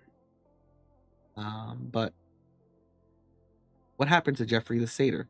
Victoria gave him crossbolts to get Nyx's name back, one of the first times in the Feywild. Jeffrey the Satyr, he went on to go become a prolific hunter. But he's still living his life. He's still having happy days. What happened to the island of Genos after the Empire landed it? It is a new island in the sea, yeah. It sits between right here in this spot. No, sorry, over here in the Saltaire Sea, between Saltaire and Mistport. Right in there. So, new island unlocked. Were there other elements of the Windrip Crater that we missed? Didn't realize there were things to explore until really late in the campaign. Windrip Crater, not really. It was mainly just meant to be like hey, like cultists originally used to be, kind of found it out of this area and then took the crater off. Ruins in the Desolate Desert, were these just lots of towns that were destroyed when it became desert? What exactly caused the Desolate Desert to become a desert? That's kind of like what I was mentioning before. Originally, the Desolate Desert wasn't as large. It still was a desert, but they weren't. There was still a lot more of Tyr at the time that was hospitable. So with the religious wars that happened in the beginning, a lot of those towns got destroyed then. Which is where, like, I think the metal arm was discovered in one of the temples. The White Feather quest, yeah. I think even from back then on that quest, I knew already that this was a location of one of the first ones, but it wasn't the first ones from House of the Flowers. It was one of the first ones from the House of Stone, hence the metal arm.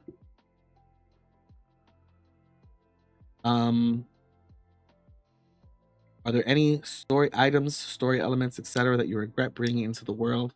If so, what and why? I don't really think any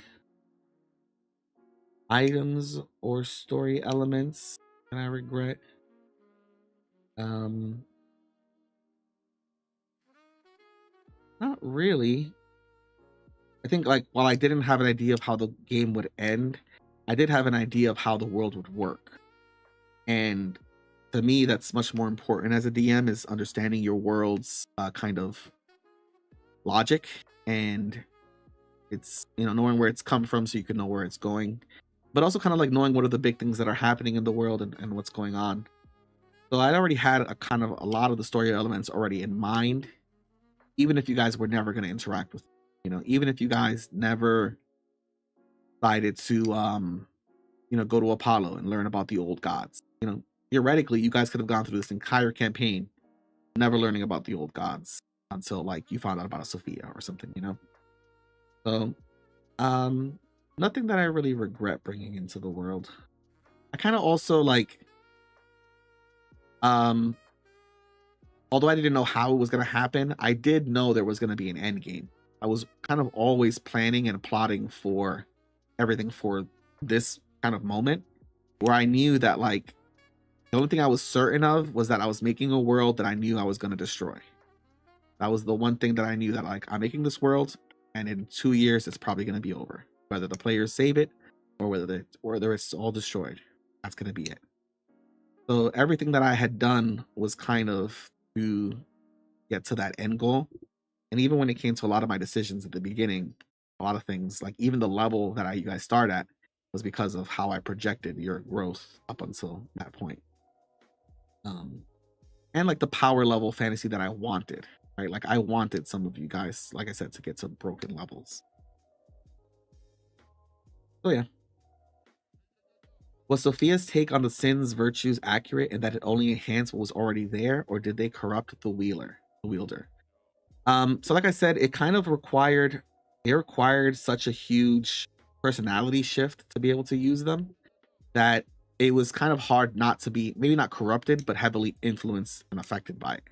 Right? To have envy be your primary trait, the thing about you that is most above everything else is that you're envious, is a pretty hard character trait to like balance amongst other things. It's hard not to have it be corrupting and all overwhelming, you know.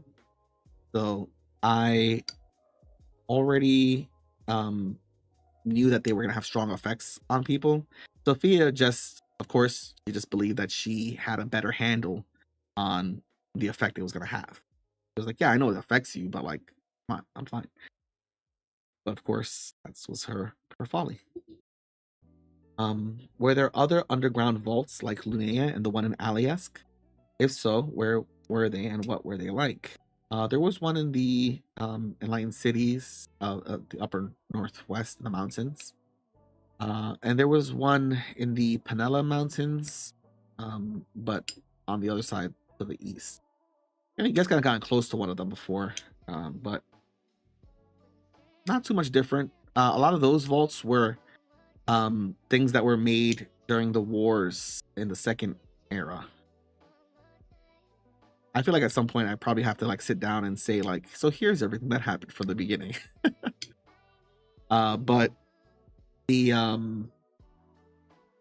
yeah, so like a lot of them were like that level of technology, kind of more war focused.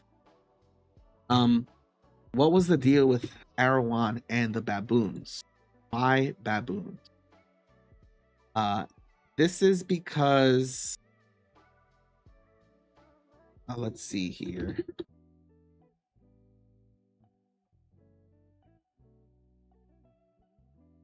I think it has to do with Egyptian mythology, and Bobby or Baba, he's one of the religious icons, the firstborn son of Osiris, and the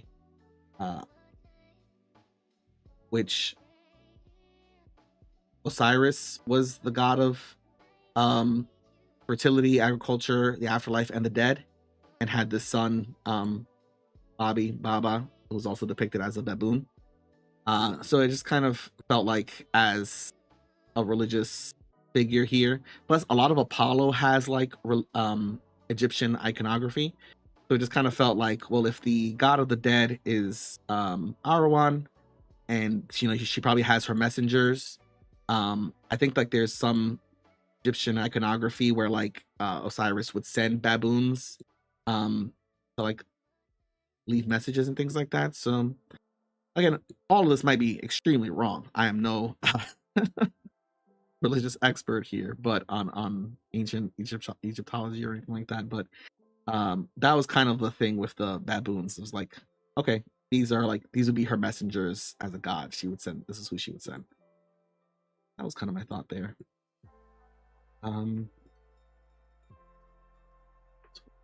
Map over here. I don't think you guys. So there were potential maps you guys just didn't see. But that's just, again, that's always how it goes. Battle with Bahamut here at the beat at the docks. Did Sophia cause Demon Mountain to take power in Tepish Isles, or take advantage of the situation you started? Yeah, she definitely took advantage of the situation you started. You all definitely released a demon that started Demon Mountain. So that was that. Did Hans Etheridge really have a secret about Sophia, and what was it? Yeah, he did have a secret about Sophia. I don't think it really changes anything now or matters now. It might have changed your plans. Oh, the creation of Gudu, favorite guy here. But basically he knew about her whole. He had discovered the information about her being like, maybe not her being Morgana, but her being someone who reincarnated themselves over and over again somehow. And what he knew about the process was that her soul was so old and weathered that she could not survive being cloned. He had discovered that like she didn't have any clones out there, which would have been like just an bit of information for you guys to learn. Like, oh, she doesn't have clones. She may have contingencies. She may have other stuff, whatever like that. But she doesn't have a clone of her. So a potential weakness, or at least something to exploit.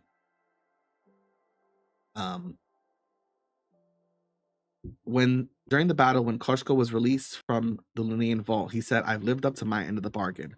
What was the bargain, and who between? Koshka made a deal with Baba Yaga for immortality, and Baba Yaga was also involved in the second era in helping the outsiders attack and undermine things. So she sent Casca to go into this vault and basically kill a whole bunch of people. And he got captured and sealed in here instead. So he's like, I lived up to my end of the bargain. I did what I was supposed to do. I have my immortality, and all I've done with my immortality is spend the past 500 years in this vault. So that was it. Walking down the street with Rise here. The cave we found when we fought the purple worm, was anything down there? Yeah, a whole bunch of stuff was down there. Anyways, you guys could have explored. It was like one of the entrances deep into the Underdark. It was also one of the places, specifically in that region, where there was a lot of network of tunnels. That was another opportunity for you guys to meet with the Forum of Set and to meet with the Troll Thane. So, what was in the vault at Elric's Reserve that the key found in the fabulous Mr. Grey quest? We found the key, but didn't figure out what the key opened until the Hangover quest, but we never returned to open that vault. You would have found a bunch of party favors, a bunch of little odds and ends. I imagine it as being the kind of thing that's like you know, if we got a group of people, 10, 15 people, and we all go out and have a night out, and maybe we go to the movies, and maybe we go to a bar and have a restaurant, maybe we get cookies or something after, and it would be the kind of thing that were like memories and little tidbits of your night, like the receipt from the restaurant you guys ate at, stubs from the movie theater, an old cookie, and then a few other random things that were tossed in there too, like, you know, gold and lotion, things like that would have been collected from the reserve there. So I imagine it being like if you came upon someone's like dating box, you know, it's like, oh, here's a bunch of like snippets of things. It's like, okay. But yeah, more story. That time we discovered the statue of Hecate for Admiral Zalia, and Nix and Cat put it back. There was a failed perception check. Did the Admiral or someone Empire related know we had been there? Yeah, they knew someone was there. They had an idea that it might have been you guys. Out of curiosity, was there a circumstance where Cass could have potentially recovered her name from Lord Foxy? If she had asked him really nicely. I think so. He's just that kind of guy. Yeah, our battle. Hans himself here. The Druids in Barino, north of Windrip, that Aggie and Gomor were part of. Where did they go? Did they ever return? No, they never returned. They continued moving up north and continued moving up into the mountains, up way up here in the north. So you can't see it on the map actually now I'm realizing it. But up to the northwest, past the volcano here, past Truin. Maybe they'll run into the people of Truin eventually when they feel like there's peace. But and I don't know who was on the Epoch Voyager exactly. I assume Rico and a few others who maybe wanted to go, but I don't think that they will. I don't think there's like, I don't have a list, but I don't think we'll see them in campaign 2. Dark Matters is like on the setting that we're in is much more like, funny to say that it's isolated because it's space. But it's not an interplanar or inter world kind of situation like how D&D is, where like you get to the astral sea, you can get to other worlds and things like that. There is no astral sea in Dark Matters. And even when it comes to like the planes, it's more like of a flat, like a circular thing sitting on top of each other. Like you have the upper plane, lower plane, middle plane, and then in between there as well, there's also like the shadow plane. Whereas the Epoch Voyager, I expected to have like plenty of adventures, you know, going throughout the stars and whatnot, but I don't think there's going to be any crossover. Now that Endgame is over, were there strategies you thought we would take that we didn't?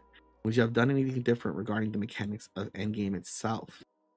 I thought, the part of me thought was a little worried that it would be done a lot sooner. That was kind of like the panic that I was feeling, because my original thought was that you guys would send your allies on missions a lot more, even like on riskier ones to take them, whatever, that you guys could focus on the main missions you wanted to focus on. But also, like, you know, I fully thought there was a chance you guys might say like, okay, you know, Nyx has got madness and we can't keep affording to, you know, do these missions. Let's have allies do 5 missions and do the boss battle this week, you know, and then like let's have allies do another 5 missions and do another boss battle. Like I thought you might go in that further direction. But no, you guys are pretty in depth, and you know, you put in the work to get everything done and also keep your allies. I also understand your allies are important to you. These are people you've cared about. But yeah, I think that was the only thing that I was like, oh man, what if they do this? Like there's a chance they might just see like, hey, look, send the allies out, do all 40 quests. We're gonna do all big bad fights Friday, Saturday, Sunday. You know, like, and I would have been like, okay, let's let's see how things go. So like I was never really sure. I don't think I would have done anything really too differently. Um no, not really. Like minor little tidbits of like, I don't know, the rate at which like you know, some of their health was reduced you know, got when you got their thresholds lower. I don't know, like little things like that. But otherwise, no, nothing really. Um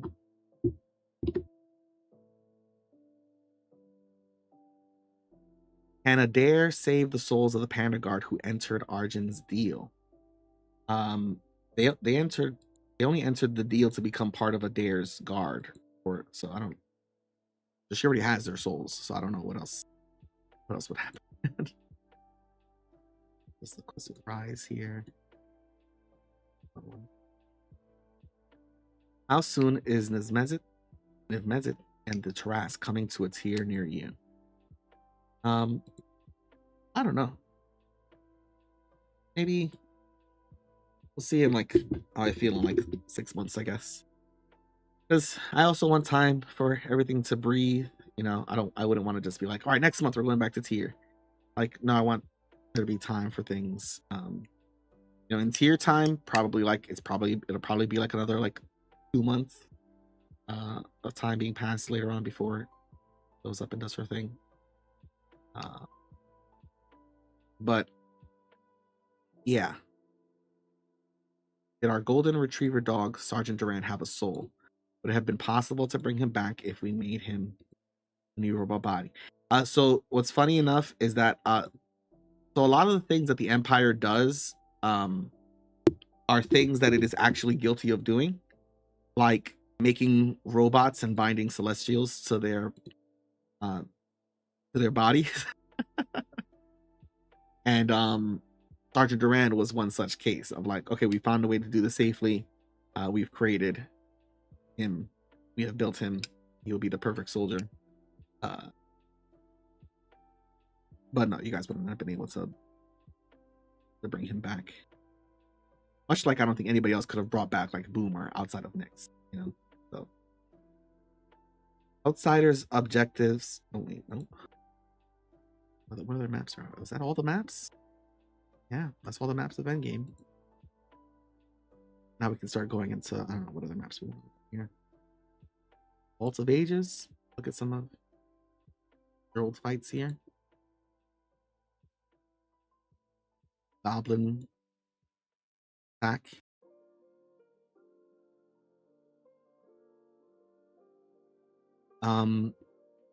Outsider objects we found, like the statue we pulled from the sinking cargo ship and that cylinder from the Lord of Blades quest. Was there anything to actually do with those other than put them away and not touch them? Maybe not really for you guys. I was always curious if someone was gonna just fully give themselves over to them. You know, kind of like Winston, you know, fully gave himself over to like the necrotic orb and just like whatever happened there. Same thing could have happened to like one of these statues. Someone could have, you know, maybe would have awakened psionic powers in them. You know, maybe something strange would have happened. Maybe you guys would have had your own outsider follower in the guild who was doing their own thing, or maybe one who was like more empathetic to the situation.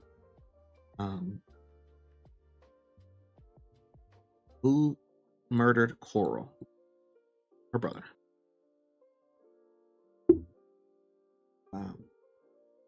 But mainly it was out of a sense of like both self-righteousness and self-preservation.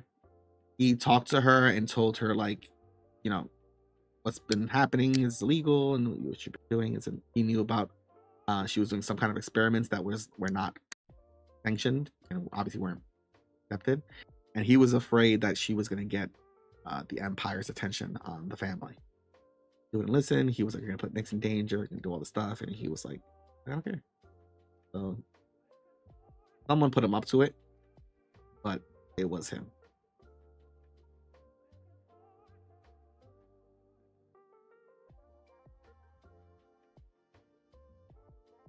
Let's see.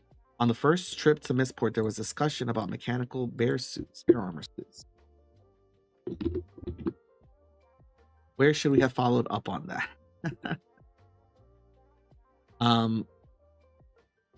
I thought that there was a potential like technology thing that could have been followed up probably with Gravitch, make like bear fighting suits.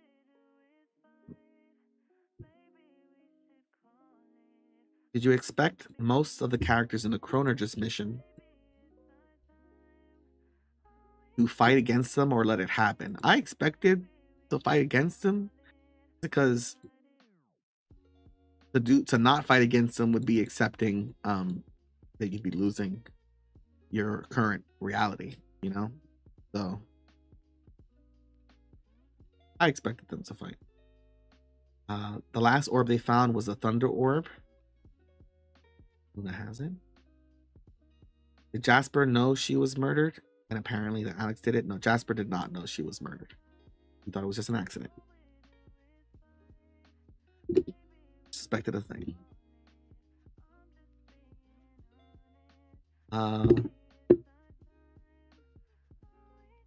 What happened to the dragon egg? Yeah, it hatched on the day of liberation, the day that the world was set free.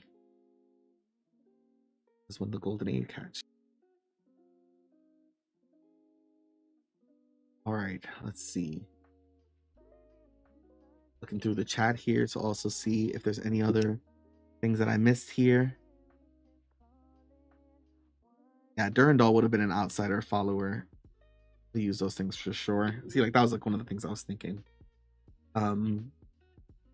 Road race, they had fighter jets, then they just disappeared. Fighter jets. Well, they did have like, okay, so those weren't like fighters. They had like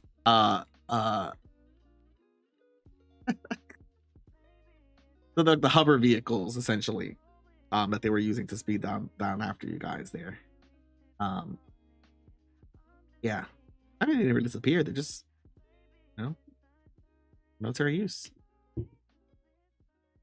Yeah.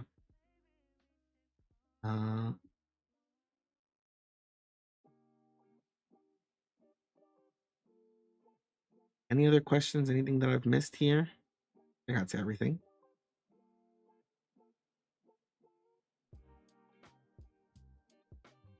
Blessings upon our organizers. Yeah. You are the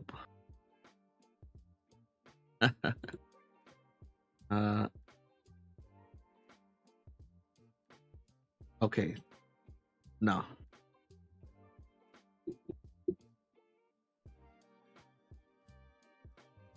That's it, y'all. Oh, hold on. Oh yeah. Jasper know about the affair.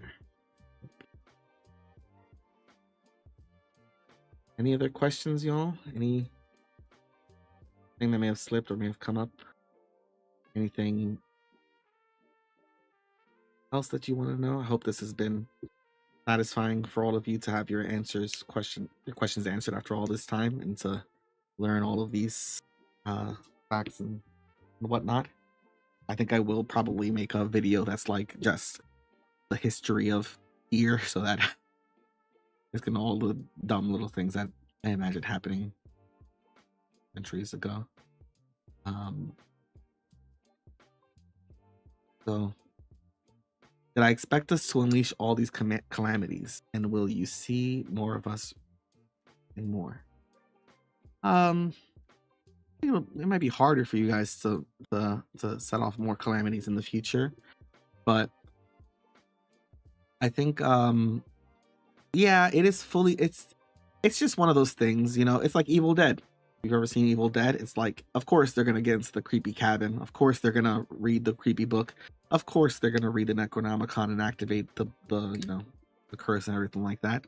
There are just some times where it's just like I put something someplace and I'm just like, hey, if they come across here and they get to it and they decide to do something.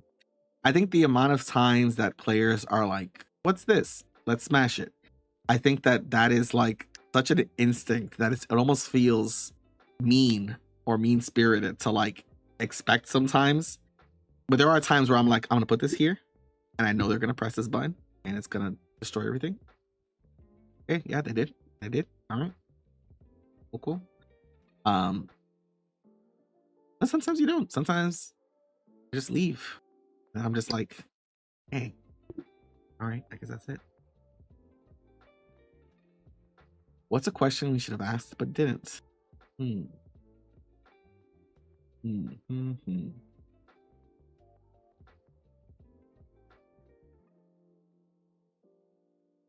I don't know.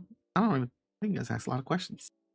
Already 9 o'clock. I can't believe it's so much. I think that just one of the main things is players, just underestimating the power that they have, or and maybe not underestimating it. It may also be just that like a lot of other tables don't allow for that level of like influencing of like the outcomes or just like making things together. But I've always enjoyed like the towns that we've created and like the uniqueness and things that are there just because of what specific people have put in.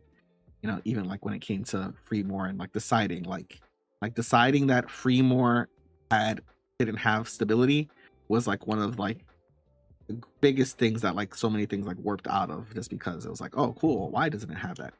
And it's kind of like my job to kind of make those connections and put things together. So never underestimate your abilities to kind of shape the story and influence things and events. Even something as simple as like my characters from this place, and it's like, all right, cool, what is that place like now? And we've got to go and discover that together. That I always love. And thank you to all of you for going through this campaign here. It honestly is terrifying to not know whether or not like hey, I want to tell a story, and you stick around for 2 years to hear it through, and or whether or not you're gonna like the story or anything like that. So I appreciate you all sticking around because it's been so exciting. What should have happened when Goggles released that being, the one that Rico's deal? That would have been Xylarian, and that would have been a dragon that like the mother. Oh yeah, really the mother of all dragons. Dragon fights for you guys to have. Which at that time she would have just like wrecked shop and left probably. But yeah, you would have had like a huge dragon threat on your hands. The other dragons were doing stuff, but like it was just like her own calamity in her own right is all. So probably would have been worse than if Fury got released, actually, all things considered. But yeah, that's what was going on with her.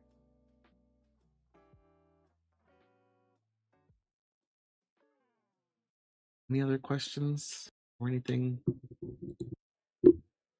before you guys go here and or immediately think of something right after I leave here? But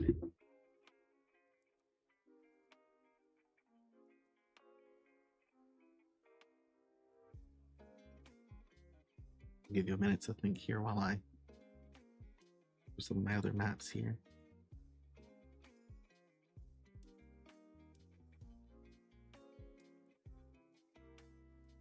Hulu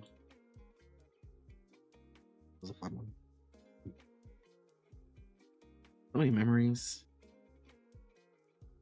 So crazy how much it feels like it's like, oh, this was my today folder, which definitely got out of control. You can see more quests in here. Like Ravage HQ. You guys broke in, killed Grouch.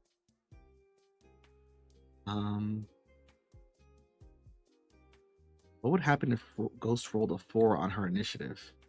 Was this from her? What was that from? Yeah, it was from the Hand of Secrets. It's something about she would have become the avatar of... I'll see if I can link it.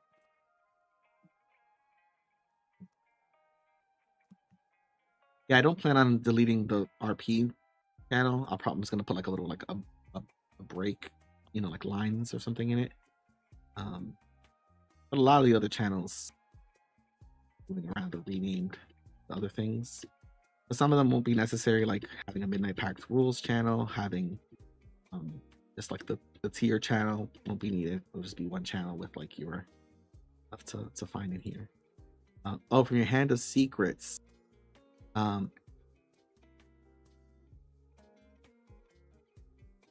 So Ghost would have just transformed into Vecna, or at least a facsimile of him. All of her stats would have become 20. And you would have just been Vecna for 10 minutes. Would have been hilarious. But yeah, well, I'm just going crazy. Doing Vecna things. Yeah, I can't wait to see everybody's new characters. See what other things. And also just like see what stories we come up with in this place here. Because once you set like the parameters and it's kind of like you're setting things in motion. I feel like that's sometimes like that's part of what I do as a DM. It's just like I'm setting up all the tracks and all the railroads and everything up together. And when we say start, I say campaign start. And then the players all run around onto the field and start rearranging the tracks and stuff. But that's part of the fun because I still never know where we're going to end up. Even yesterday, I was still like, damn, Mark, that was such a great idea. Yeah, okay, I guess that's how this campaign is going to end now. Like, because even up until that point, I still had no idea how it was going to all work out. Part of me was like, man, it's going to feel... Part of me was really worried about the Ricardo loves Sophia too much allegations. That like she would have beaten you guys and it would have been like, well, of course she beat us, Ricardo. Look what you made her put us through. But the fact that you guys like did it in the end.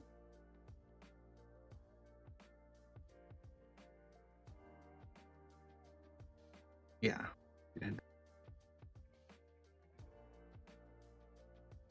well, I think that's it, y'all. Nobody's got any other questions? And we rearrange everything. We'll have a new quest log to go through. And I'm almost done with the primer, the new primer. A lot of changes and other things in there too that have been done. We're very excited.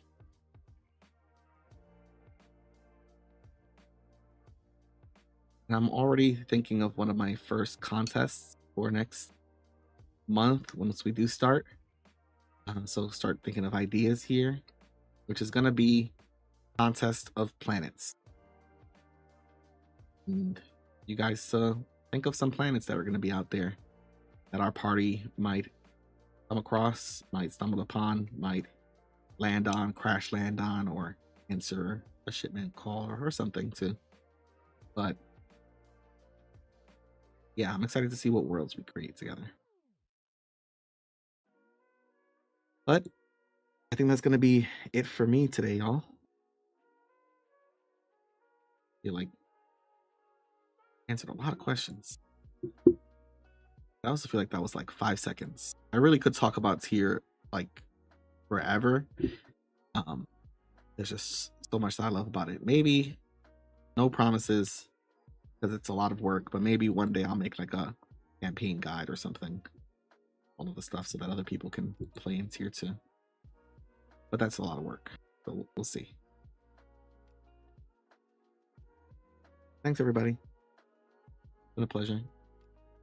Hope you enjoyed your time. Gonna be the end of our event. Yeah, it is rough. Been like that's the same thing for me. It's been like I've been making this place here, or thinking about it literally every day. It's gonna be hard not to still think about characters and wonder what they're up to, what they're doing, but it's natural, the experience. But it's also, like I said, it's why I asked you guys to like write down your your epilogues, to have you think about these things and start to process them. But again, it's also why like I really wanted to have an actual end to the campaign and be an endpoint where it was the book, because and it's very rare. Some of our players who have played for a long time, who have DM'd other games, and who have had these experiences over the years can tell you. Uh, Even for my own track record, I don't know. I've probably started 20 campaigns that I've never ended before. Still, I've ended like 4 or 5 now at this point, but even that is like a huge rarity. But you guys, uh, now at least you get the experience of knowing like your characters, their story, and now at least even though you can't think about these characters and what new adventures they may be having and whatnot, the other part is that it also frees you guys up, right? Like I could say things and be like, yeah, and in 5 years this happens, and Sig the third is born, after 10 years or something. But um really now at this point we have this end, we have the story, and really what happens next, what you guys, what your characters, what you think happens up to you, you can still continue thinking about them, still think about and wonder what these characters are up to. You have an end point for them, but at least now it's yours, not something that's like really I have any control over of what you think your character decided to do after this. Well done. All right, I'm gonna go eat. I'll catch you guys later.